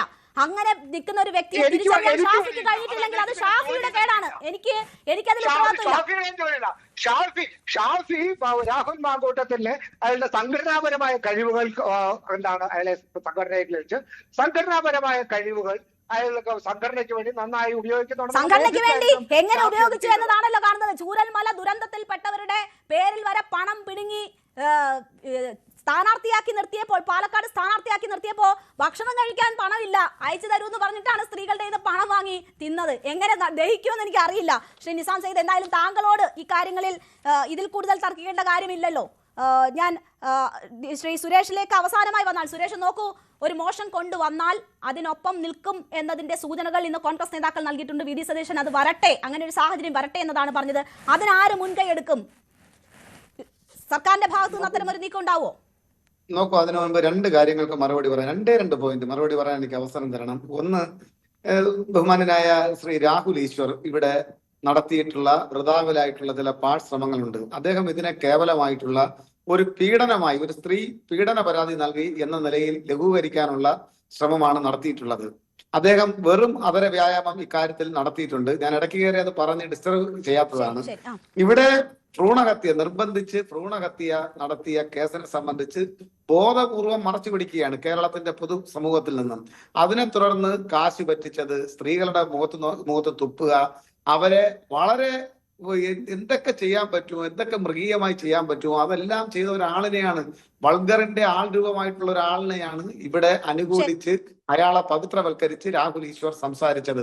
രാഹുൽ ഈശ്വർ ഇരിക്കുമ്പോൾ അതിന് മറുപടി പറയാനുള്ള അവസരം എനിക്ക് ഉണ്ടാക്കണമായിരുന്നു എന്നുള്ളതാണ് ആങ്കർ എന്നുള്ള നിലയിൽ നമ്മുടെ സമയം അവസാനിക്കുന്നത് കൊണ്ടാണ്. രണ്ടാമത്തെ കാര്യം ഒന്നാം പ്രതിയെ എതിർക്കുകയും രണ്ടാം പ്രതിയെയും മൂന്നാം പ്രതിയെയും രാഹുൽ ഈശ്വറിനെ പോലുള്ളവരെയും ഒക്കെ അനുകൂലിക്കുകയും ചെയ്യുന്ന നിസാം സെയ്ദിന്റെയൊക്കെ അഭിപ്രായ പ്രകടനങ്ങൾ അത് വെറും ജൽപ്പനങ്ങളായി തള്ളിക്കളയണം. പിന്നെ ഇദ്ദേഹത്തെ സംബന്ധിച്ച് എന്ത് നിലപാടാണോ സ്വീകരിക്കേണ്ടത് അത് കേരളത്തിൽ ഇപ്പൊ ഭരിക്കുന്ന ഇടതുപക്ഷ ജനാധിപത്യ മുന്നണി കൃത്യമായി സ്വീകരിക്കുമെന്നുള്ള കാര്യത്തിൽ തർക്കമില്ല. അതിന്റെ തെളിവാണ് ഇന്നലെ രാത്രി മുതൽ കേരളത്തിലെ മുഖ്യധാരാ മാധ്യമങ്ങൾ ലൈവായി ടെലികാസ്റ്റ് ചെയ്തുകൊണ്ടിരിക്കുന്നത്.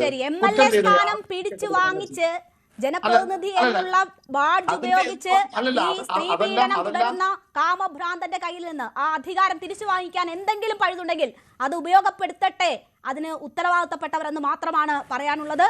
കാമഭ്രാന്തൻ രാഹുൽ ഇനിയും MLA ആയി തുടരണമോ എന്നതാണ് നമ്മൾ പ്രേക്ഷകരോട് ചോദിച്ച ചോദ്യം. തുടരണമെന്ന് പറയുന്നു 53%, വേണ്ട എന്ന് പറയുന്നത് 42%. പോള് കൊടുത്തതുകൊണ്ട് ഇത് വായിക്കണം, പക്ഷേ ഇത് പെയ്ഡ് പോളാണ് എന്ന കാര്യത്തിൽ എനിക്കൊരു സംശയവുമില്ല. പക്ഷേ കൊടുത്തുപോയ പോളായതുകൊണ്ട് അതിന്റെ റിസൾട്ട് വായിക്കുന്നു എന്ന് മാത്രം. പ്രൈം ഡിബേറ്റ് പൂർണ്ണമാകുന്നു. നമസ്കാരം.